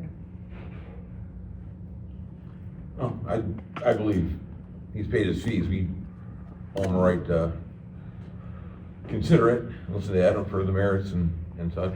But, it's just, it's gone through the process. And, you look at, we're local services and local services, and this building's zone local service in the middle of residential. There's a lot across the street that's conditionally rezoned for an art studio that's on a corner of residential. Beacon and Bridge is conditionally rezoned, general commercial, to allow them to have a gas station there in that corner. So it's not something that we don't do, it's something that the city does and has done historically. And if, it does come back to it and we decide to allow residential in local service, it won't change the applicant's, it won't harm him, nor will it benefit him. It'll still be the same. It'll be restricted to R3 residential use, which would be allowed in local service as proposed. So there's no harm or foul for either side. Doesn't hurt the city and it doesn't hurt the applicant, in my mind. Madam Mayor, can I ask you a question? Okay. What's going on you next? Okay, my question is, has the businesses that are on next to this home been asked if they want, I don't know if that's a situation where we have a residence next to commercial, their liability of, one of them, somebody came in their parking lot, and I know that this is what they have right now. But my concern is we have all these different things happening in our city, where people are coming up and asking us to make decisions on the future. Maybe it's time to start looking at the master plan, because if we have this many conflicting things going on, Mike, where people keep coming in and asking for something different, the basic problem is we need to fix the problem and not go it person by person, because we're gonna have them keep coming in by floodgates. So I guess that's my question about redoing the master plan. May I? Go ahead, and then it'll be Jerry's turn. Go ahead, and then it's Jerry. So, We're doing it different tonight, everybody. I'm sorry. It's okay. At the planning commission, there was public hearing. Presumably then neighbors would have had an opportunity to speak. Rezoning, comprehensive or not, is citywide generally, right? Conditional rezoning is a particular parcel for particular needs. And so therein, I think, lies a critical difference with it all. Regardless how it's been zoned or used in the past, when someone comes in and says, I offer to use it for just this purpose right here, if that gets accepted, that becomes then the only use that's allowed there, irrespective of anything else. Okay, can I ask you one question on that? So if he sells it, that person has to agree that that's what they're gonna use it for, correct? I mean, he's not gonna use it. So- He's now passing it on to somebody else that will have to live within those confines. And I think it was maybe 2 meetings ago, we had another conditional rezoning request. Conditional rezoning is contract rezoning. And they will know. It gets recorded with the Register of Deeds. So if a new purchaser comes in, they're going to have access to that. They're going to see this is the only use that we can use it for. And they're gonna walk because they're not interested in using it for that purpose. Or they will close on the deal, and then they're limited. They cannot do anything different with it. Councilman Link. Okay.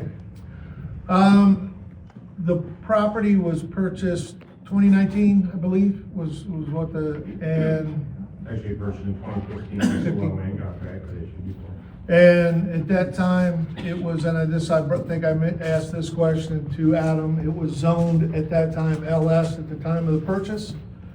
And at this point, per the owner's request, he is looking to change the zoning to make it easier for him to move on from the project, or the house, to sell the house, is what was stated in the meetings. My only one question on that is, you know, it was purchased under local services. It was there. At the time of purchase, it wasn't a situation where it was another zone purchased and then the zoning changed while being owned. You know, I think that's where the discussion needs to be had, because if we change this over to where we allow a resident to come in here, and then someone purchased it as a residence and wants to put a business in there, then that individual will have to come back forward in front of the planning commission and the council and pay the fees to get it zoned back to what it was originally zoned prior to this latest purchase. So I feel the biggest, you know, that's a discussion that we need to have here, you know, tonight, you know, regarding the postponing. You know, it's, if this stays, I mean, you know, there was mentioned, okay, if we change this to where all LS allows residential housing, then that solves this problem for both the owner and anybody else that wants to make that change. However, if it's kept and upheld, that the local services areas stay as they are zoned currently, then it's going to go from a local service to a residential, back to a local service, depending on the order of the vote. So that, I understand where that movement's going, but also understand that you know, if the paperwork's here, you know, we vote on it. I guess one question that I have, Adam, is if we were to vote on it whenever the vote, or if the vote comes up, if we were to vote on it to say, hey, it's going to stay a local services, it's not going to be a residential, then we go into the planning commission, then we go into or let's say reverse, excuse me. We go ahead and authorize the change so that it's now allowed to be residential. Then we go forward with the zoning discussion that's going to happen later tonight and beyond. Then we decide that the local services stay local services. What happens to his property at that point? Does it go back to being a local service, and then he would have to come before the board again, pay another fee to have it rezoned again at that time? I think, if I'm following you, I think that's correct. Yes, okay. To get it back to local service, he would have to pay a fee and get it back to local service. Or if it was changed to... If you rezoned it, if you approved his rezoning to R3, he wouldn't need to go back to local service because he got what he want in that his residential use is a conforming use. In our zoning discussion, we go back to all these properties marked in blue, Yeah. become local services. Well, they are local service. They would stay local service. It would just be that the text of the local service zoning district is amended to allow residential use. His particular property would not go back at that time. It would not. So No, it would stay R3. Superseded as a R3, right, even though Yes. it was discussed later. The only thing I can say is if you did it on the same evening and you put the text amendments to the zoning ordinance first, and you approved the text amendments or that particular text amendment to the zoning ordinance first, the applicant, if he's at that meeting, may choose to withdraw his application so that he no longer needs it to go to R3.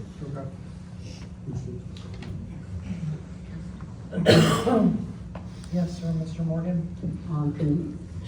Can you proceed up? I'm willing to get it rezoned back to local services, Mr. Jerry, if you want to pay another application fee, if you decide that you're gonna move forward in section G on page 60 of the recommended planning commission ordinance notes. Happy to do that. Can I ask you a question, Mr. Yes. Morgan? Do you realize Hold on. Yes. Okay. Do you realize you have all these people up here, not just Jerry, Yes. going to vote on it? Denise, I appreciate, Okay. you know, That's all your I have to attention say. to the detail, and I appreciate you taking into consideration the issue. Brad voted yes at the planning commission meeting. You spoke to me after the meeting and said, I've never met you before. Please text me, please call me, I never heard back from you. I apologize, I don't know what I did wrong, other than frustrate and voice my concern. You've been disrespectful to me since day one. You wouldn't answer my question after a meeting. Pam's been amazing to work with. Tom, I don't understand your rift between it. It doesn't matter whether a business owner owns it, whether I own it. It doesn't matter. Brenda has been neutral in the whole solution. I'm happy to answer any questions on the property. No one's asked me anything. No one's giving me a recommended remedy. No one's talking. Can I make one comment? It's my turn. Well, actually, I'm not Oh, finished. he's not finished. Okay. So you asked, nobody's giving you a recommendation, and the individual asked, nobody's giving a recommendation. My recommendation was to go to the city, and then that proceeded to the planning commission. This is not a vote at this point in time. Obviously, the owner has an issue with me individually, but that is fine. That's okay. That's why I'm here. So we don't, I'm not taking it personal. So, but the decisions I make are based off of what I feel is best for the city of Linden, not one individual. If I think it is good for the city of Linden, I will vote according to that. And to the individual that I think I've answered your question where my feelings are on this. As far as I think the big concern is, the question is that it was purchased under local service zoning.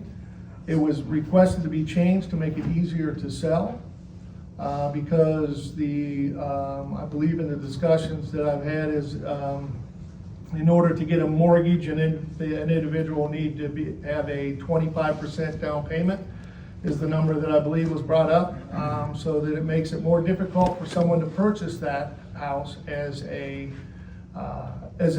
local residence. Adam, I believe that as far as conforming, if someone were to apply and they did put the 25% payment down, that they would be allowed to continue to use it as a duplex as it is currently being used. Is that? As a non-conforming use, Yes. it can continue to be used as a duplex. Yes. Correct.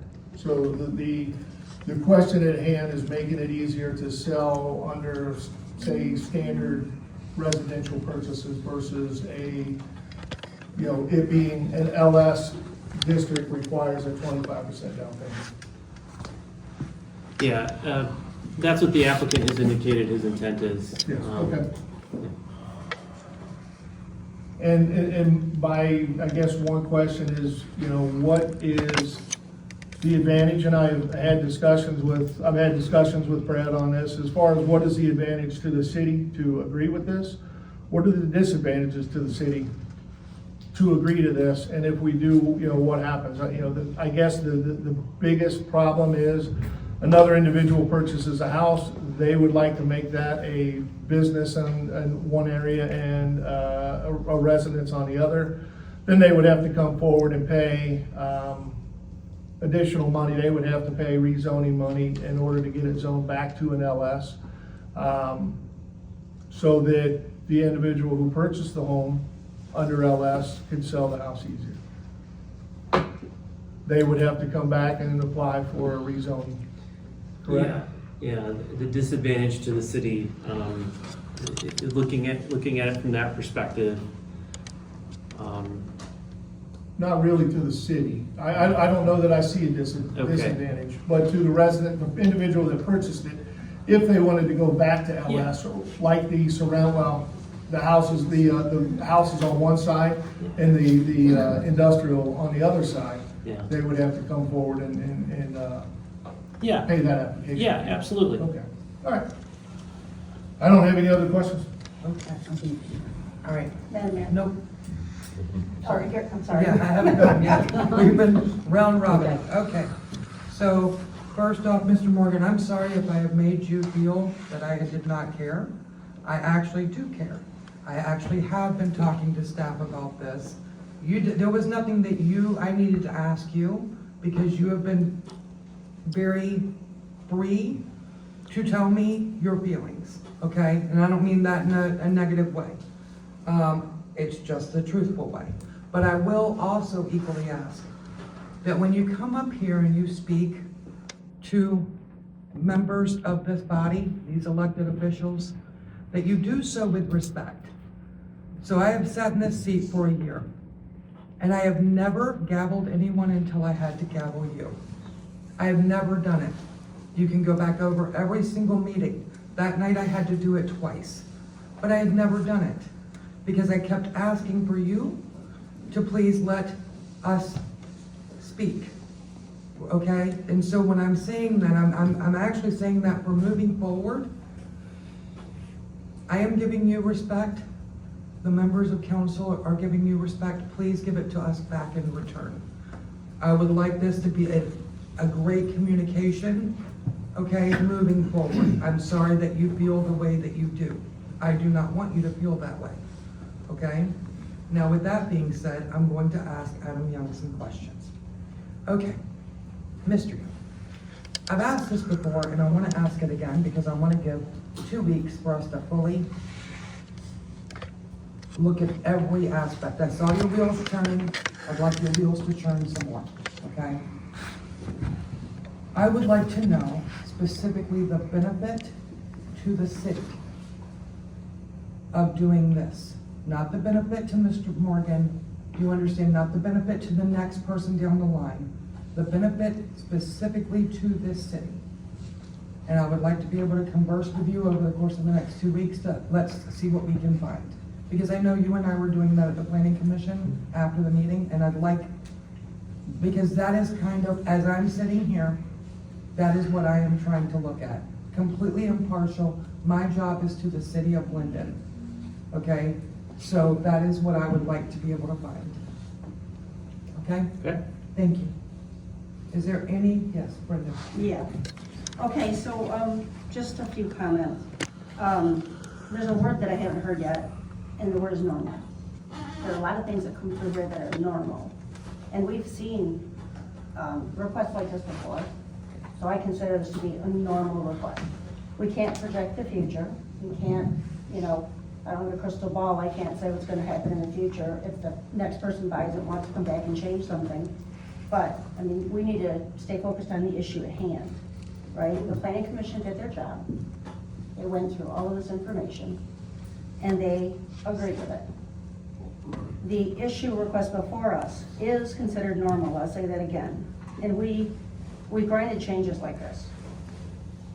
I don't think this is a stretch. I think we're overthinking it, and I think we just need to move past it. We need to make a decision, let this resident deal with his private property the way he sees fit, and move on.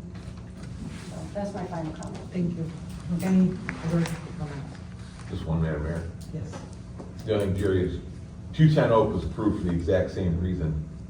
Went to an R4 from an R3. Yes. It was admittedly operated as for 45 years that way.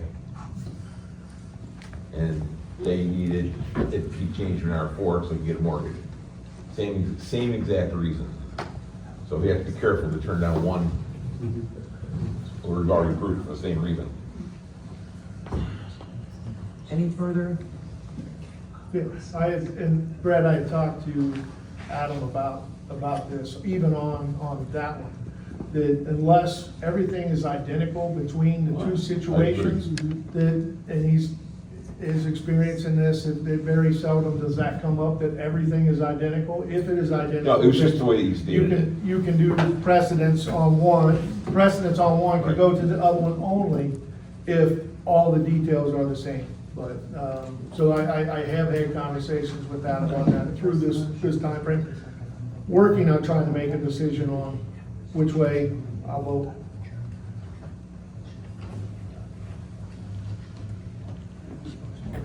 All right, so now we're going to address the motion. Oh, Can I make one further comment?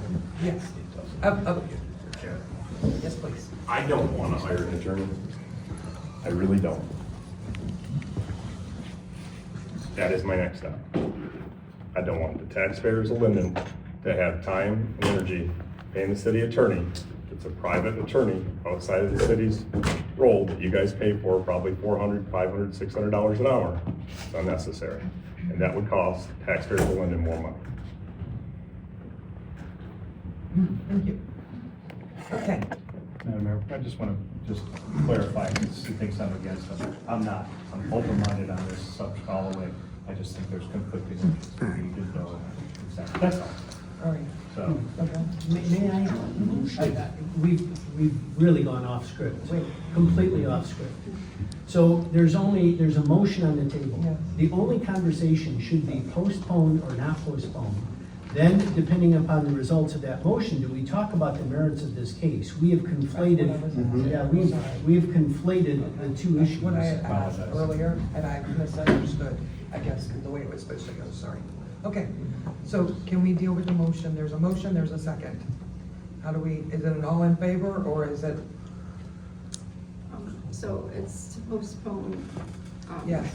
Do we have a clarification? Do you have a meeting date, or did you want to provide that in your motion? when we get the section G, item G finalized.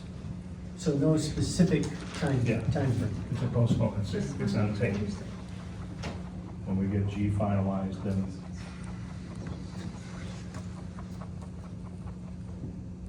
Typically, it's a voice vote. It doesn't require a roll call, you can do voice, it's preference. Kristen, as you decide. All right.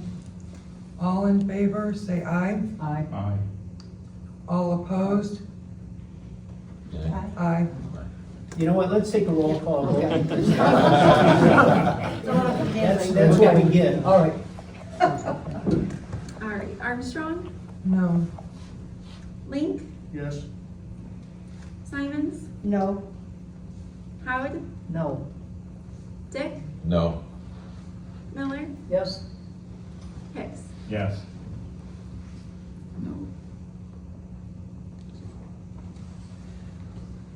Madam Mayor, now, so the issue stays with you tonight, and clarification, Meeting. there's no vote tonight. No. So you just move on to the next. Just go to the next item.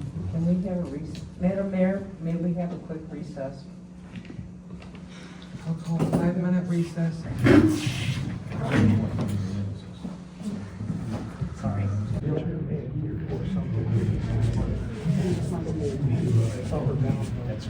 Going through that white coat, we'll be all right for 5 minutes without the lawyer. I hope you are. All right, if not, then we're in a lot more trouble. Okay. Okay. So we are now at the Mill Pond treatment contract. So, yeah, this is just, Nick couldn't be here tonight, he is planning to be at the next meeting, but, this is just a continuation of services, our contract is expiring. It's been a very successful service that, we've been able to implement since '22.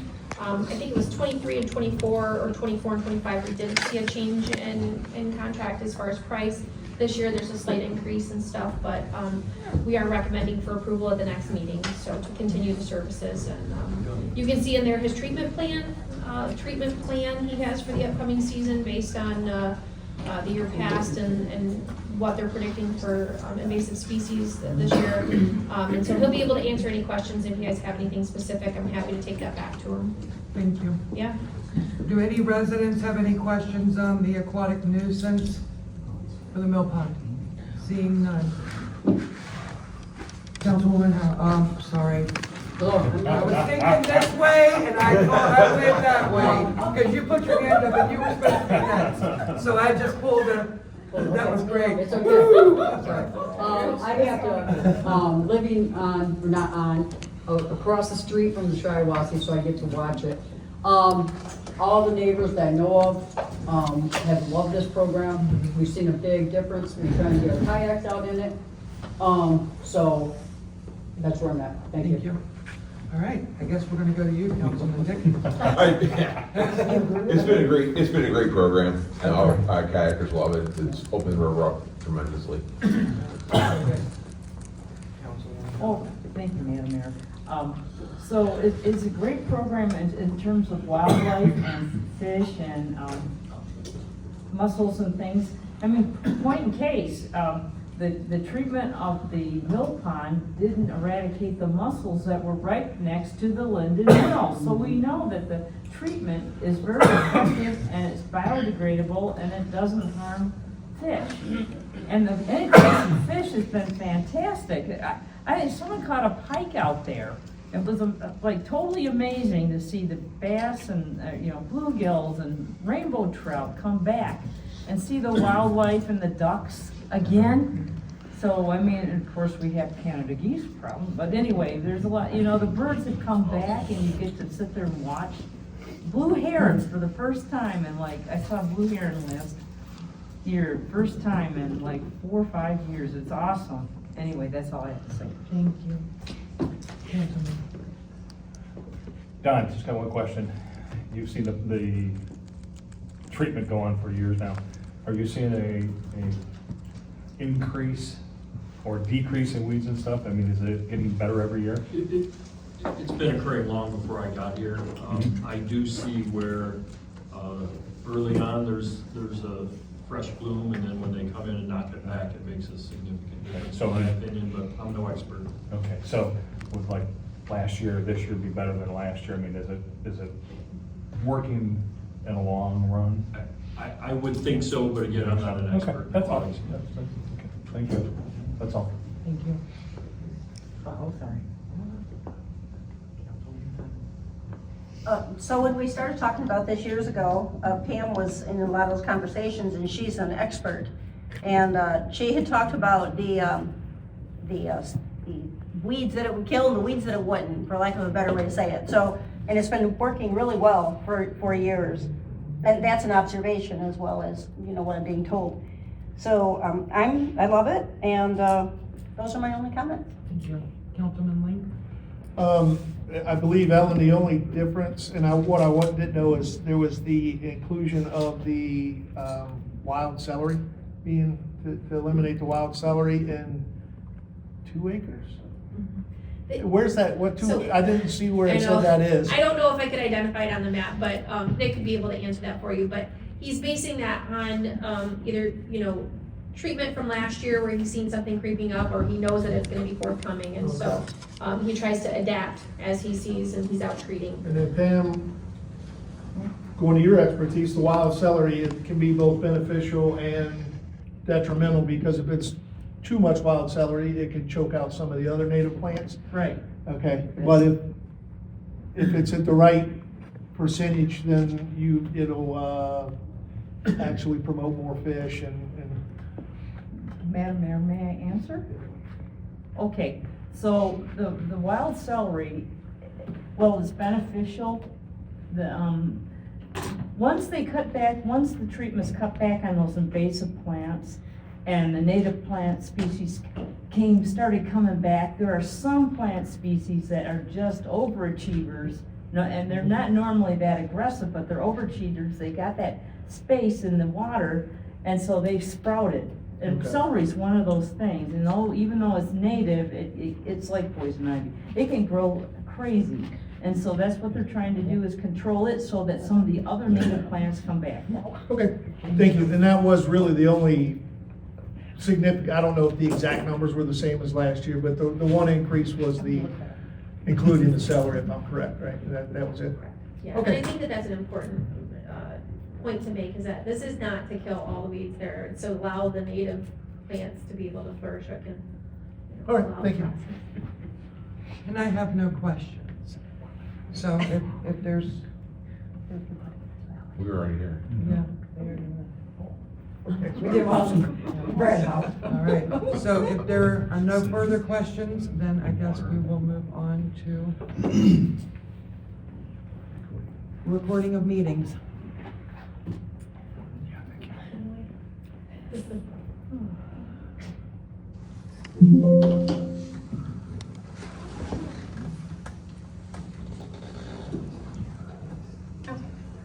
So good evening, City Council. As you know, I've been working on obtaining quotes and information for the recording of meetings. I've invited Clay from Smart Homes, Smart Offices to be here tonight. While we are not making a final decision tonight, I thought it beneficial for him to attend, provide a detailed overview of their services, review the quotes in detail that were both emailed to you all, and equipment recommendations and reasoning. If you'd ask any general questions you may have about the different scenarios that we've been discussing and what's necessary to record the meetings. So if you are all okay with it, may Clay come and speak? Yes. Come on up. Thank you for staying so long. Equipment Jamie picture. Oh, perfect. So hello everybody, my name is Clay. I'm a representative from Smart Homes, Smart Offices. We are currently the MI-Deal provider for AV, conference room, and training room technology services. That's things like conference room technology that can let you Zoom, plug in a laptop and Zoom with room resources, Teams, support for recording meetings, as well as a bunch of city council chambers such as this one. When putting these proposals together, I came out to the, I'm sorry, how do you say it? LOSI Senior Center, and noted a couple of what we like to call fun challenges when it comes to implementing an AV system that's going to give some good value and quality to the meetings, whether you want to record them, stream them, Zoom them, or do whatever you could do on a laptop. We put together a couple of options to consider. I don't know how much you have reviewed them yourself, but it might be beneficial to look over both of them. There's not too much difference in between them other than maybe the microphones. So bear with me if you have any questions about the technical concepts, please feel free to just jump in and interrupt me. So we can start with the first proposal. We propose installation of AV equipment to support multimedia presentations and online video conferencing. This is a fancy way of saying we're going to put a bunch of fun things in your room that can port the room resources to your laptop. This means that cameras and audio recording equipment will be put as a USB device into whatever recording software you like from a laptop somewhere in the room. Displays, I believe that what we had originally envisioned was to put it in the adjacent room over there.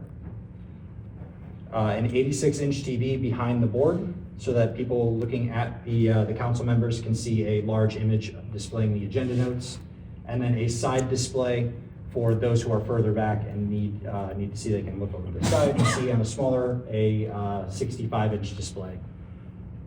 Installation of a conferencing camera. This is a pan tilt zoom camera. It'll sit somewhere on the wall, and you'll have control over where it is facing, and it will have several different viewpoints of the room, and will be strategically placed such that we can get a couple of different angles.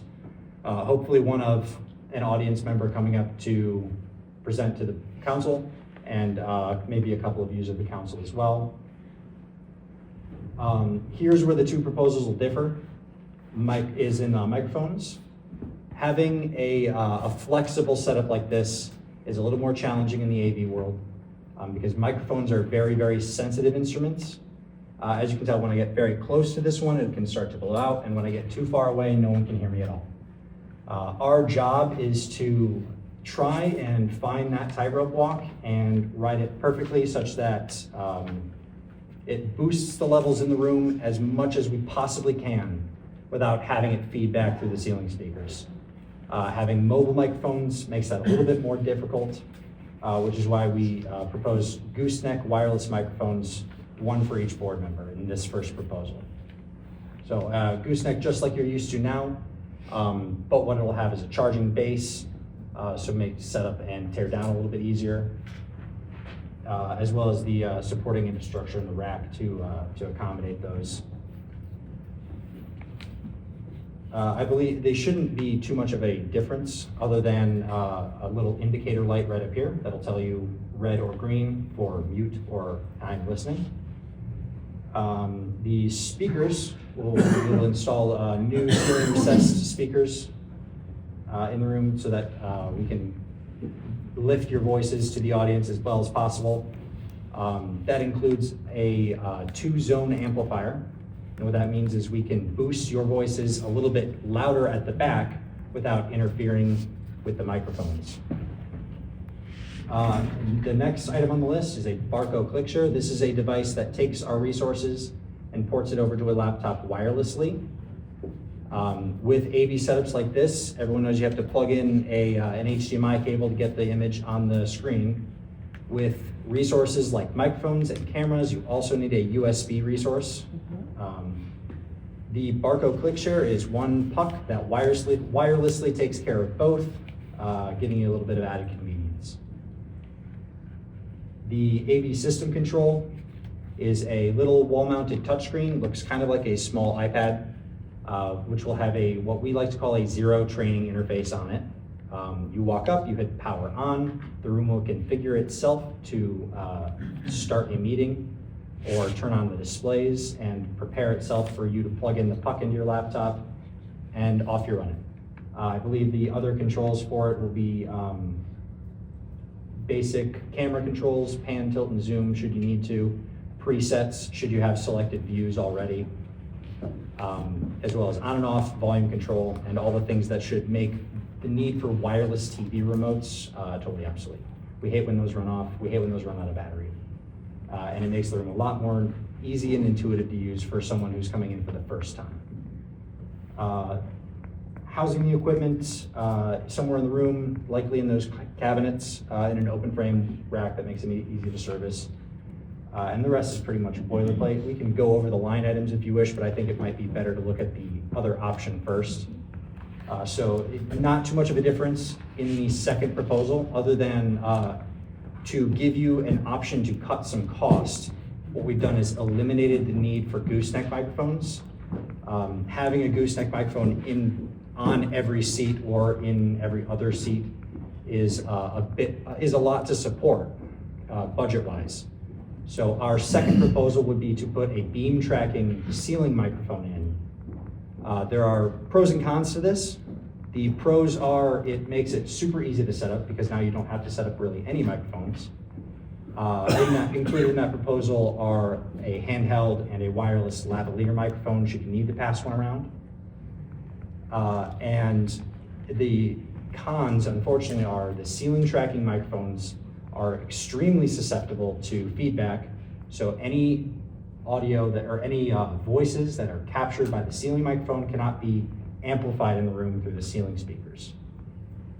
That being said, what we'd recommend to do is add an ADA compliant listening devices that you can hand out to people.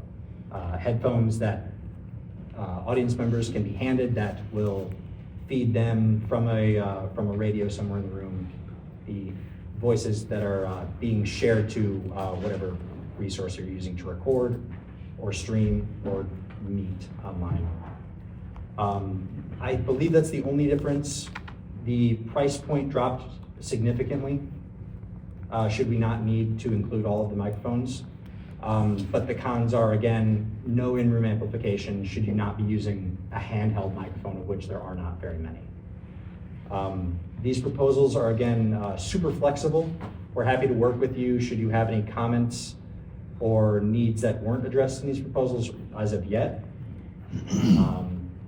As a MyDeal provider, we're super easy to work with, and our service rates are very, very agreeable, and we offer service contracts as well should you want to just kind of have a set it and forget it, or if you have a select budget that you know you want to spend to keep your equipment running, we can make that happen up front so that you're not caught by surprise by an unexpected service cost.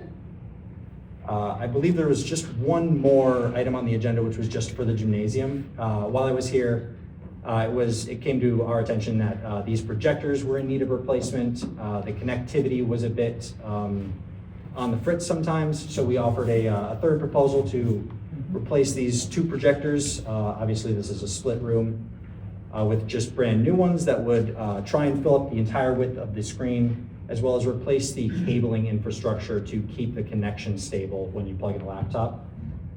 Everything else would stay exactly the same, though. So that's that third proposal that we sent your way. I'm not sure if that's under contention today. Okay. Gotcha. Are there any questions you have for me?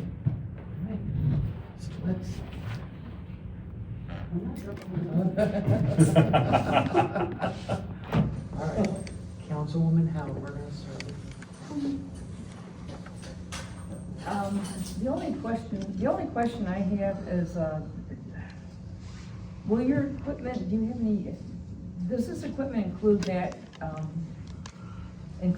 type of equipment that will, or working with the room that will help people with hearing aids hear, get it better to them as well? The audio technology? Yeah, so I believe looking over these proposals, it was a request that we accidentally omitted. So I would like to add those in, the ADA compliant listening, assisted listening devices. I found that the ones that require, the ones that adapt to a user's hearing aids are often inconsistent with what kind of hearing aid someone may or may not have. So our go-to, one that works every single time and is super cost effective and really doesn't require any much changes to this other than a single line item, would be a standard one with a radio somewhere in the room that you can hand someone a pair of headphones and they can fiddle with the volume up and down as they need. That's the go-to solution that always works every single time. This is my baby. So I've been told by many residents that this is what they'd like to have. So I guess I do have a question before I come to you. Kristen, do you know the recording devices that we had that was under the mill building, where is it? And what was the funding for it? Do you have that? It's still in the mill. Still in the mill? Yep, and that was before my time, so I'm not sure how much the cost was. Well, the construction is taking on the equipment still in there? As well, I believe it's out. Okay, it wasn't. It's at the boom house. So is it any good or it's just scrap? From what I was told, elements of it weren't working. Okay. I don't know All much right. more than that. Okay. I don't know when it was installed, Okay. honestly, Denise, I don't know to the price, but it was paid for with Tyson. Okay, with peg funding? Okay, great. Bluetooth, so you said no, the hearing aids with Bluetooth probably won't work, but you could get a headphone to help. That's correct. Okay. The Bluetooth ones, Bluetooth is a point-to-point connection, Right. one-to-one. Okay. Radio is a much broader, easier to work with thing. There are some more complicated, more expensive ones that use apps people can log into, and then Bluetooth from their phone to their hearing aids. Right. Again, they have to have that capability themselves, and we want to minimize the amount of things that Well, they have to do themselves. I know a lot of our veterans, and the veterans get really good care with the VA. My husband's got the top of the line hearing aids, even though he doesn't wear them. And he can, go anywhere basically and have that in and go into the system. I looked at a lot of the systems out there, Tyrone Township, Lake Fenton's got a great system. Tyrone Township, from what I understand, and I'll talk to Kristen about it, they have like a turn the button on, they walk back to their seat, and everything gets put into YouTube. Do you have something like that in the cost, or is this the one you were talking about that would be less than expensive? So we can absolutely do something like that. The request as it was proposed to us was to make the system as flexible as possible right off the bat. Again, we're happy to adjust if the needs change. Right now, what the goal is to get the resources to a computer. And then with the computer, using any sort of software, you can take those resources and you can stream them out to YouTube yourself. It's just an added step, but that added step gives you the flexibility to do anything you like with the resources instead of just stream out to YouTube. Okay. My next question is if we wanted to move the system from this room over here and move it over here because we have a big event, you have that capability? Or is we're basically limited to that room? So we like to say the sky's the limit. Well, yeah, but we don't have to limit. Yeah, moving that amount of equipment resources Right. is something that we have done on a special needs basis, Okay. but it does involve taking the equipment rack, making it a portable system that you then have to set up every single time, plugging in special components, microphones, Okay. audio processors, connections of all sorts of shapes and sizes. We find that it's just not very feasible for the average use case. I really appreciate getting back to Kristen on this. It's very important to our residents that they see all these meetings, as far as the planning, the zoning, in our meetings, that they're kept up to date of what's going on. So, thank you. Absolutely. And also, you can see our two people right here that are always here and make sure this goes right on to YouTube afterwards, so. Hoping to make your life a little bit easier. Okay. Councilman Dick. My questions would be obviously if we decided in a room like this, the speaker array wouldn't work, the microphones, the goosenecks would be the option. Any other downfalls to the microphone array in the annex that you looked at? In the annex, the microphone array is a really trusted solution. Really the only downside is that you just can't amplify voices going through it to the far side of the room. They feedback up in the ceiling microphones. They really, just to give you a little bit of background on what it kind of looks like, it's a puck about yay big, and it casts kind of an 18-foot diameter bubble in the room, in which everything is picked up by a series of beam tracking microphones. So whoever's being the loudest right now will hone in on you, and then your voice will be heard loud and clear on the far side. That being said, it does not amplify, it's not compatible with amplifying through the ceiling speakers for that same reason. It'll hone in on those and then ruin the whole thing. So really no downsides other than that, which could be a large one, should you really, really need the in-room amplification. When we have a large meeting, we do have people that, obviously can't hear, so that could be a problem. Mm-hmm. Councilman Hicks. I have no questions. Thank you. Councilwoman. I don't have any questions, but I like the array idea for the microphones. Those are tried and true, and I've used them a lot, and it's much less touchy than a battery operated button. So, thank you very much for all the information. I have other questions, but they're not relative to the presentation. It's just about, logistics and things like that. We'll cover later. Councilman Luke. So your system, our system here, we have these goosenecks that are going back to, would be the mixer, is that? Yeah, I believe from when I visited here the first time, you have what's just a mixer amp, which just sends them out to the ceiling speakers. Our system, should you want the gooseneck microphones, or either microphones really, will send them out to an amplifier and or the laptop for recording. So your stream will not be coming from a separate microphone in the room, like a camcorder or a phone. Right. Your stream will be coming from the same microphones that's being amplified through your ceiling speaker, the same system. So from a flexibility standpoint, because the price is significant, right? I know Denise has talked to some other city councils that have done it for less expensive. Is there a way that we can start out, hey, we're gonna start out with the bare bones system with a PLZ, PT, pan tilt system. Yeah, a PTZ unit, a single PTZ unit, and then a lower option or maybe interface with our current mixer. The big thing is right now, so let's try to get it out so that we can stream it so that residents that can't easily make it to the meetings, that they can just jump on and stream, okay? So say step one, we go with the bare bones. If we can interface with our own audio equipment, which I believe was one of the more expensive portions of the quote, but leave that to where we're flexible, that we can put the PTZ, eventually interface to a better sound system.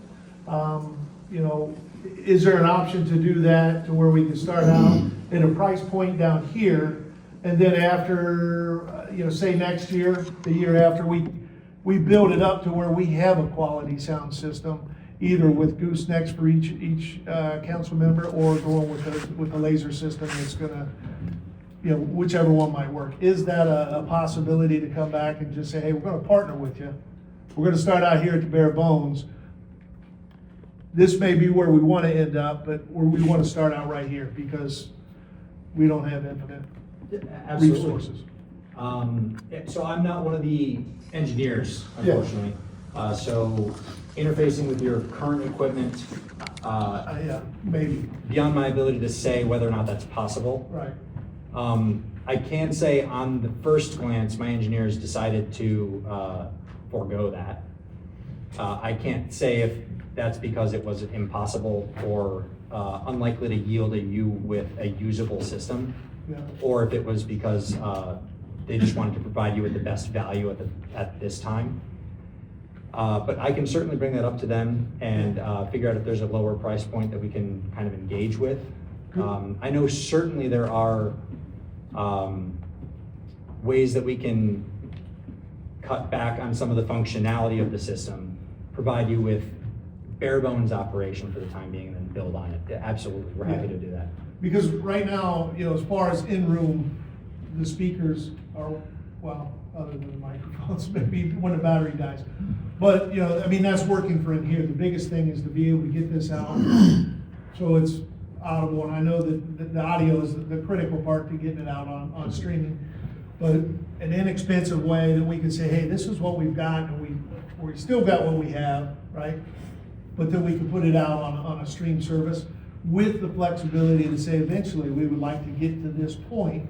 So when we start building, I know sometimes if you start at the bare bones, you can't upgrade to the functionality that you may want, but keeping the end goal in sight, but Absolutely. starting bare bones. Yeah, we're happy to look into that. Okay. I know that part of streaming or encoding a digital signal, like a microphone recording, is a digital signal processor. That's one of the components that we've listed out in our scope of work here. It's called the Biamp to Sierra Forte. And I know that either way, that component will be required to get you where you need to go in terms of streaming. Generally, that's one of the first budgetary hurdles that we have to overcome to get a digital signal out. And Mayor, the other hand, can interject, these microphones here do have a USB out in their system. If they do have a USB out, there's likely a way that we could extend it to whatever computer is hosting the meeting. That'd be a fairly inexpensive way to get started, absolutely. Okay, great, thank you.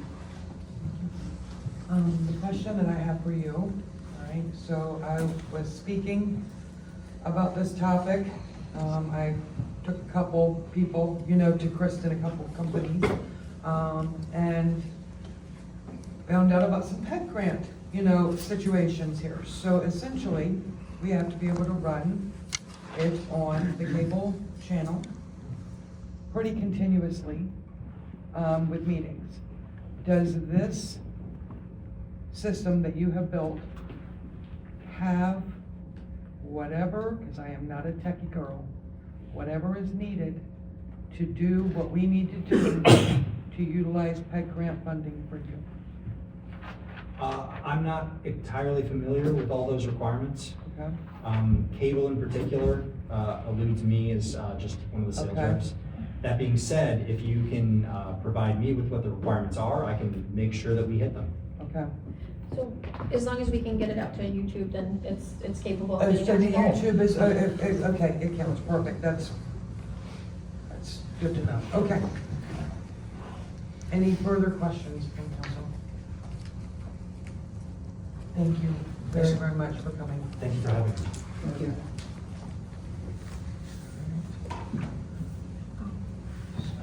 Madam Mayor, I have a couple of things to bring you guys now. So the TVs on the quote, those are installed, Tessa and all set from my understanding. So we can disregard the television displays. Those are ready to go, so that's a savings. I just wanted to point that out. Another thing I just wanted to explain, I still have a couple three more quotes that I'm awaiting One of the meetings I was actually at as late as today, it was with Michael Fox, who is the PEG coordinator. He is the one that set up Tyrone Township system, and I believe helped Fenton Township as well. So he was great to have on site today. And then I just wanted to, I guess, just hear your thoughts and just seeking your direction. If once I obtain the 3 quotes I'm still waiting on, I feel like that gives a good baseline, and then it would give a good idea for potentially building an RFP if we were to bid it out, and then give us a better idea for just the upcoming budget. So I'm just interested to hear your thoughts and what direction. All right, Councilwoman Simon, thoughts to share? No, not at this time. Thank you.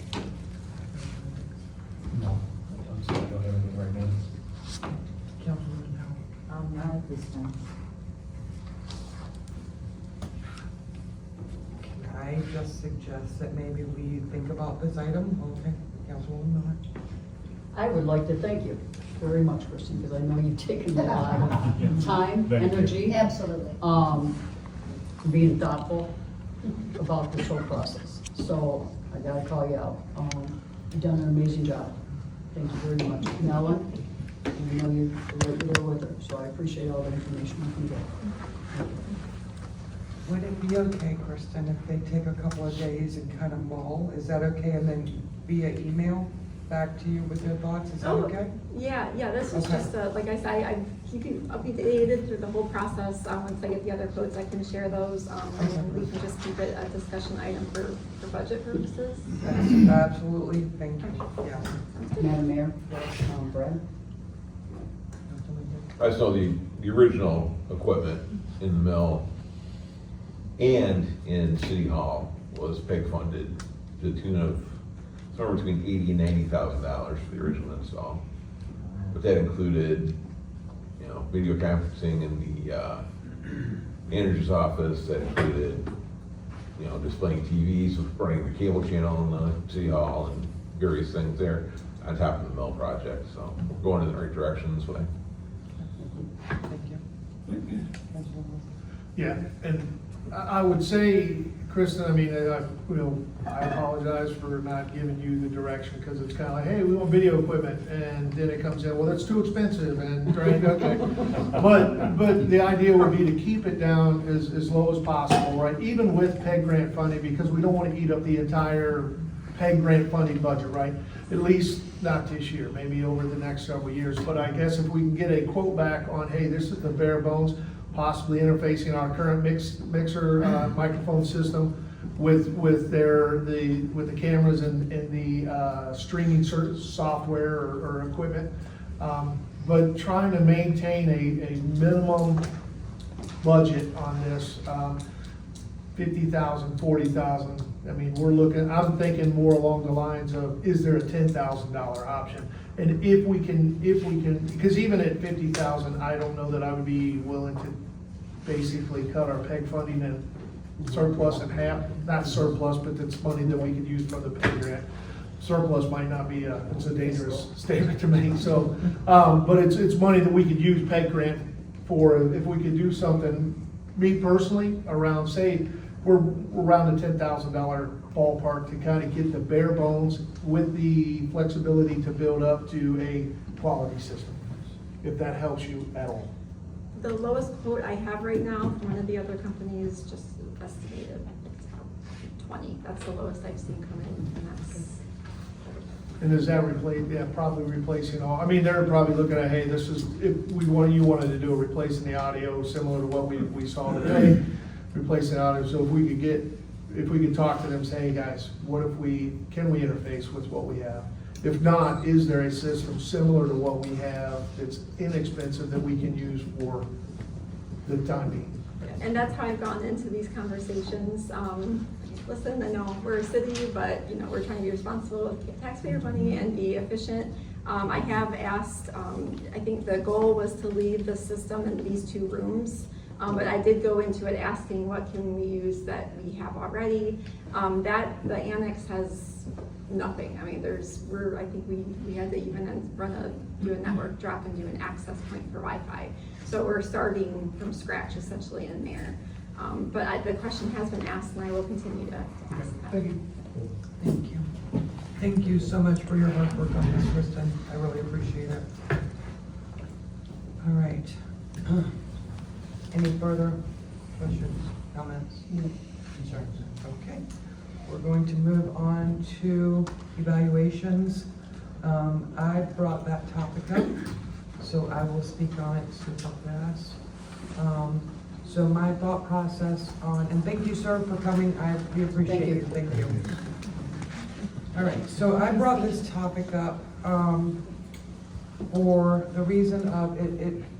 As I have been watching other municipalities, our county meetings, evaluations typically are done prior to the budget. That way you can, in fact, base pay increases off of the evaluation. Currently, we are doing our evaluations in June. And I would like to see if we can move those evaluations to the council meeting in March.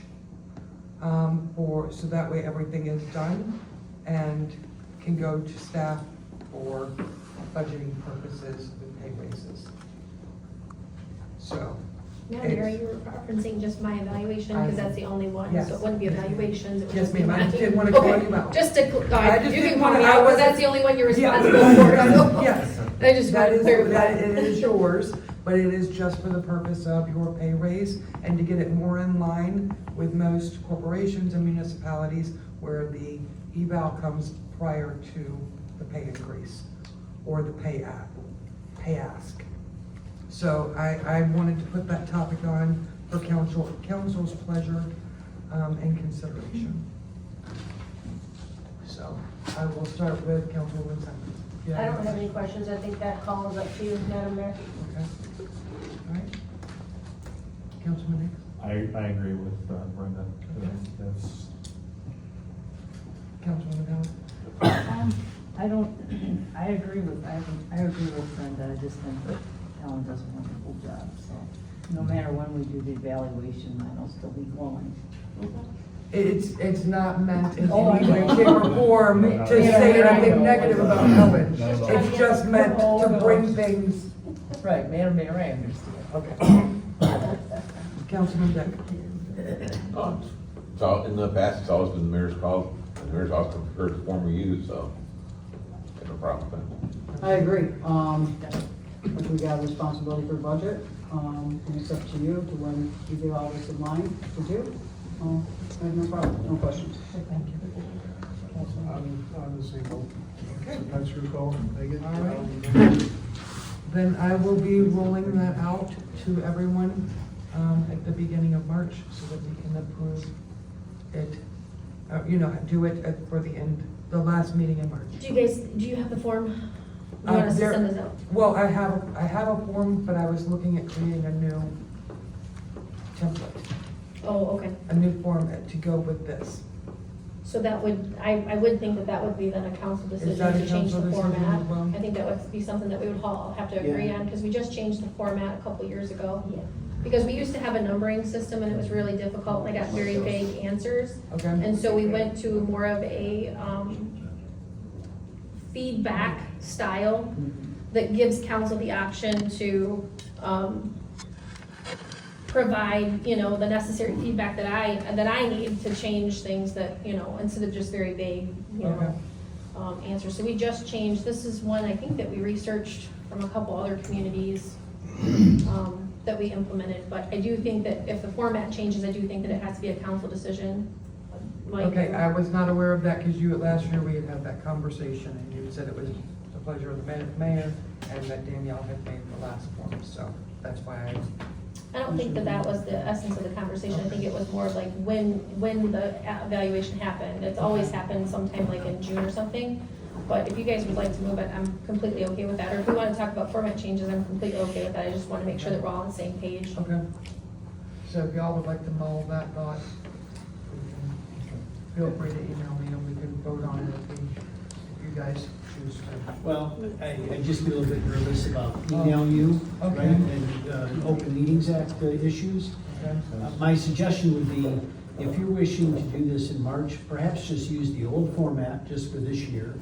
And then think about implementing a new format for next year. That way, I don't know how you're gonna come up with a new format and do the evaluation and get those back in time for March. That would be my only concern. Okay. Thanks, Scott. All right, thank you. Okay, we're moving on to the draft housing focused zoning ordinance amendments.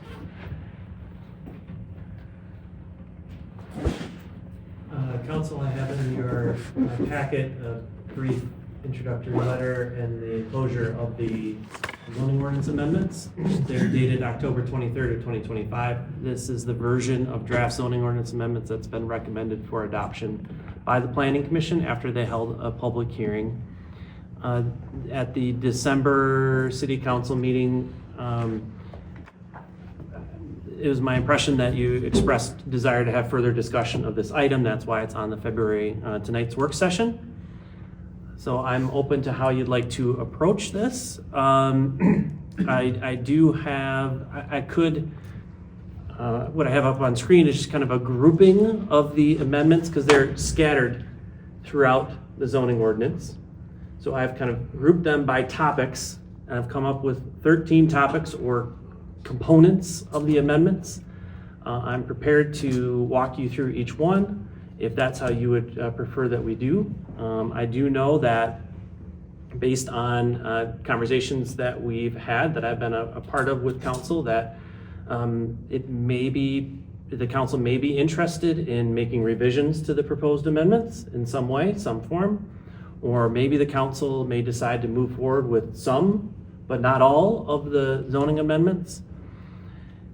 I'm glad to incorporate any changes or additions or deletions of the packet so that at your council meeting later this month that you can have, or in March or whenever you're ready to move forward, that we can have an updated draft for you. So like I said, I'm ready to kind of present the groupings or the topics and allow for discussion of them individually, or if you want me to go through all of them, or if you want me to just stay silent and answer questions that you may have up front. I'm open to how you'd like to approach it. First, I'm gonna ask residents, are there any questions about the housing focused zoning ordinance amendment? Hearing and seeing none. I'll make one. Page 60. Can you?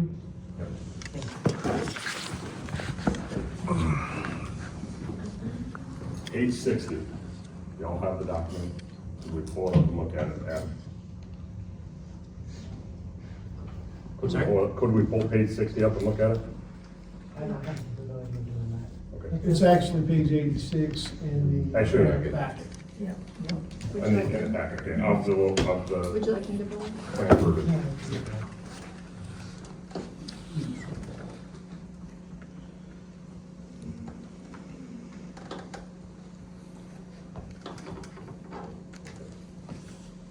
Can you go to the 59 as well, please? This is your local service district ordinance. On page 2, 60 of this is the recommended language change. I'd just like you to read that. Thank you. The highlighted red. And Adam, if you'll read it, I'd appreciate it.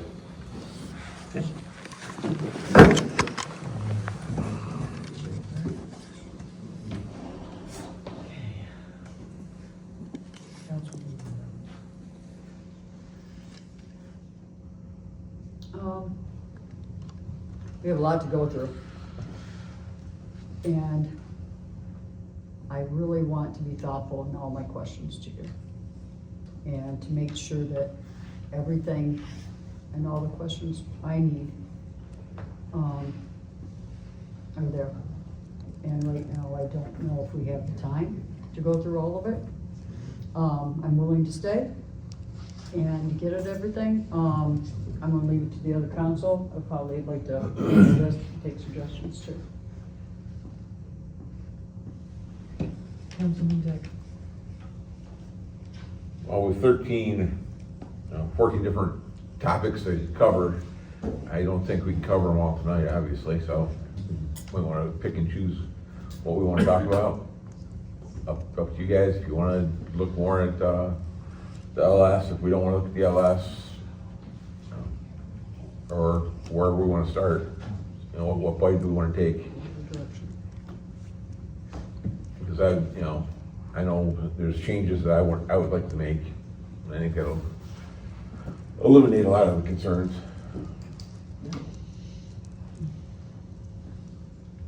Councilwoman Howell.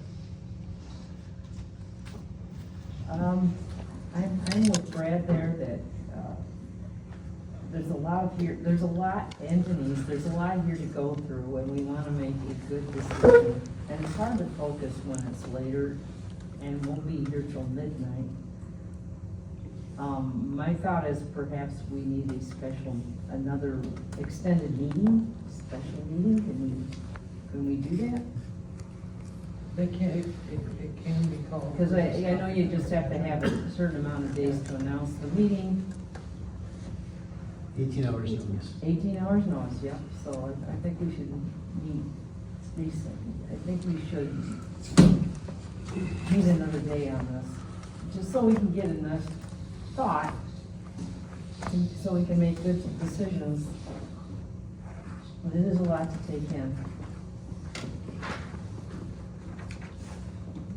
Councilman Hicks. Yeah, there's a lot to go through. We're not gonna be able to get through it tonight.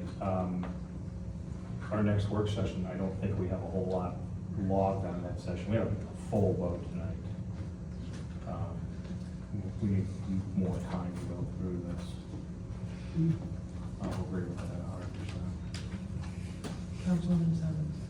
No additional questions. Councilman. I'll agree with the timing factor of this. I think it is also important that we give Adam direction on exactly how we would like to proceed with it. If it's moved to the next session or a special session, to the next work session or a special gathering here, but my thought would be, because I know that's one of the questions you had, Adam, what do you guys want, right? And looking over what you have here, I think if we were to go line by line, items 1 through 14, and have if this is about the only thing on the topic that night, we could probably get through it. But go through line item, start at line item 1 and say, hey, are there any questions on line item 1? And go through each one of them. And, I know I had talked to you a little bit about, hey, let's look at each zone. We look at the LS zone, we look at the R3, we look at each zone. So, but looking over your 14 points, I think if we hit all of those, that pretty much covers each one of those areas. There might be a few, side questions at the end of, hey, this one spot on this one zone, I've got another question on that. But I think if we basically follow your footprint here, line item by line item and discuss it, we could come up with, this is what, as a council, we could kind of decide what we want changed or kept the same, and then you could resubmit it under those guidelines, and we could vote on it and get it done. Yeah, I agree. You're going to need time, but I think this kind of breaks it up into manageable pieces where you can say they're grouped together, topic specific, where you can give direction one way or the other. Yep. And also, I think it's important to look at the master plan and how it's reflective of, what has been proposed here as far as the zoning. Whether we agree as a council with the direction of the master plan, but that is also a good resource that has additional information on these topics.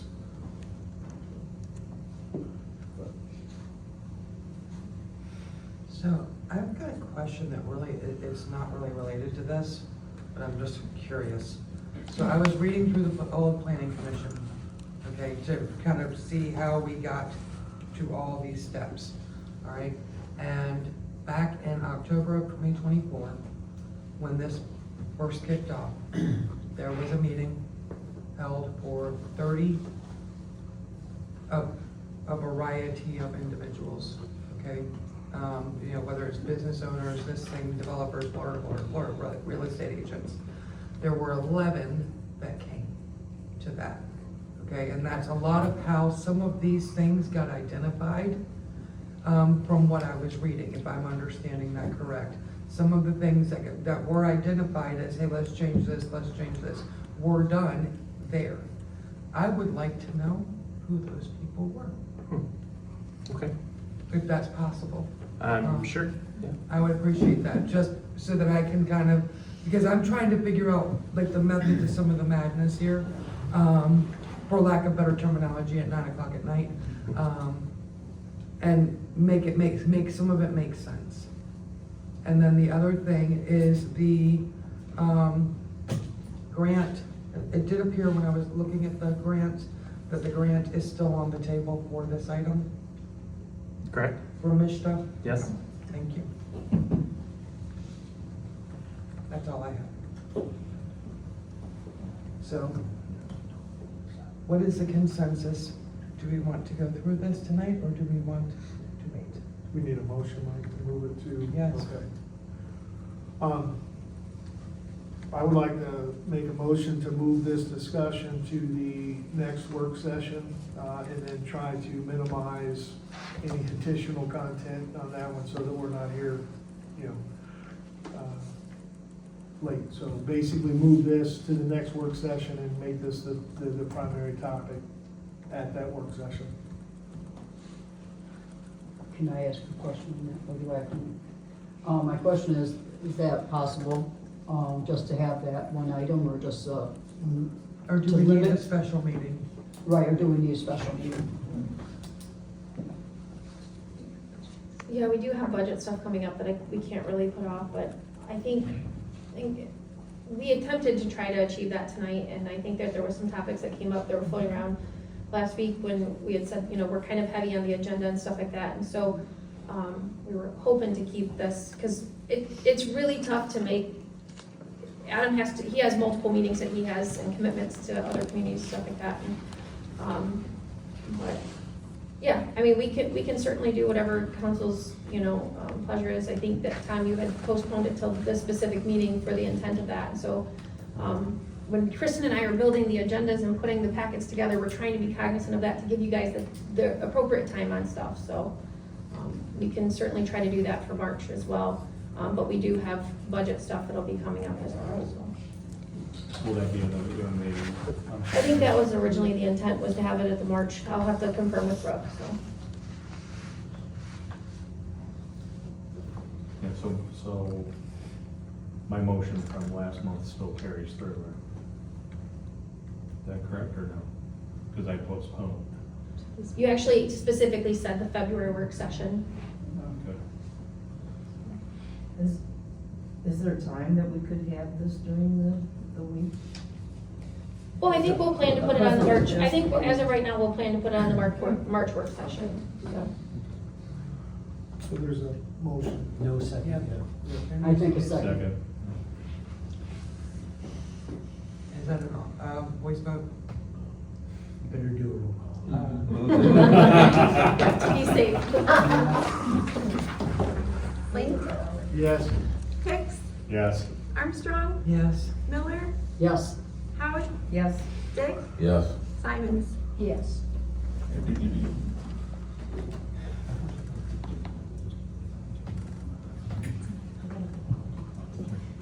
Madam Mayor, can I make a suggestion? That, the 14 points are laid out here nicely, Adam, and they make a lot of really good sense. And as they, you know, relate to the rest of the package. So can we study these before we come back in? And if you have any questions, shoot Adam a note, Ellen a note. Just, you know, try to come in better, so we can be better informed on those 14 things. And then we don't have to spend so much time kind of like spending on them. I think that'll help us all. That's it. Question by ask if we contact Adam, it doesn't affect the open meeting, does it? No, and I don't have an issue with what Brenda mentioned, except if it's a message to everyone, don't reply all. Got it. Gotcha, understand. So with that being said then, we're good, and we can move to the next item. Vote. Did we vote? Yes. It's all- Alright, I'm like, Yes, at yes. this point, it's all But I- blending. yeah. It's all blending, okay. All right, managers update. Just, I sent an update, to you guys last week, and forecast breakfast went really well. Thank you, Madam Mayor, for presenting, on that. It's always encouraging to see what's going on in our neighboring communities and share what we've got, cool stuff we've got going on as well. The mill, the coffer dam is beginning to be installed. Is it finalized yet? I apologize, I don't think it's finalized yet, yep. So, and like I said, it's kind of like an onion and peel back the layers and reveals, just the severity of some things, and stuff like that. So, I put together the grants list. It's a draft, the grants really touches on every single department, and so we were working collaboratively to try to make sure that we didn't miss anything. I'm sure we did. So please, give us some grace as we use it as a working document and things like that. So, our joint meeting with the Parks and Rec, Library Board, Southern Lakes Park and Rec, Senior Services, I felt like it was a lengthy meeting, but it went well, to talk about some, collaboration and our parks plan that's gonna be expiring in 2027, and what can we do there to kind of, create some efficiencies, and like I said, a collaboration, and it was encouraging. And so we had an additional meeting with the library board president, just to kind of clarify some things and stuff like that. I think it did help. And I think that they're kind of opening their mind up to what their potential is there as well. Staff and I have been continuing work on budget. It's a lot this time of year. And in addition, PFM is they're conducting their review, as they said that they would, to bring back any recommendations potentially in April for any water rate changes or anything like that. So it's kind of where we're at, and the grants list is there for if you have any questions, just I have one quick question. Sure. If public comment, I had to write this down because I skipped right over the answers tonight for the residents, which I apologize for doing that. So is there a way that you can make sure that? Oh, yeah, we'll reach out to, you're talking about which storm? Well, there was specifically? multiple Yeah. ones, I believe, that were on Yeah, that. if there's anybody that needs a follow-up on, we'll follow up. I appreciate Absolutely. that. And then, I'm assuming this is the moment, an update on the PUD that is enforced.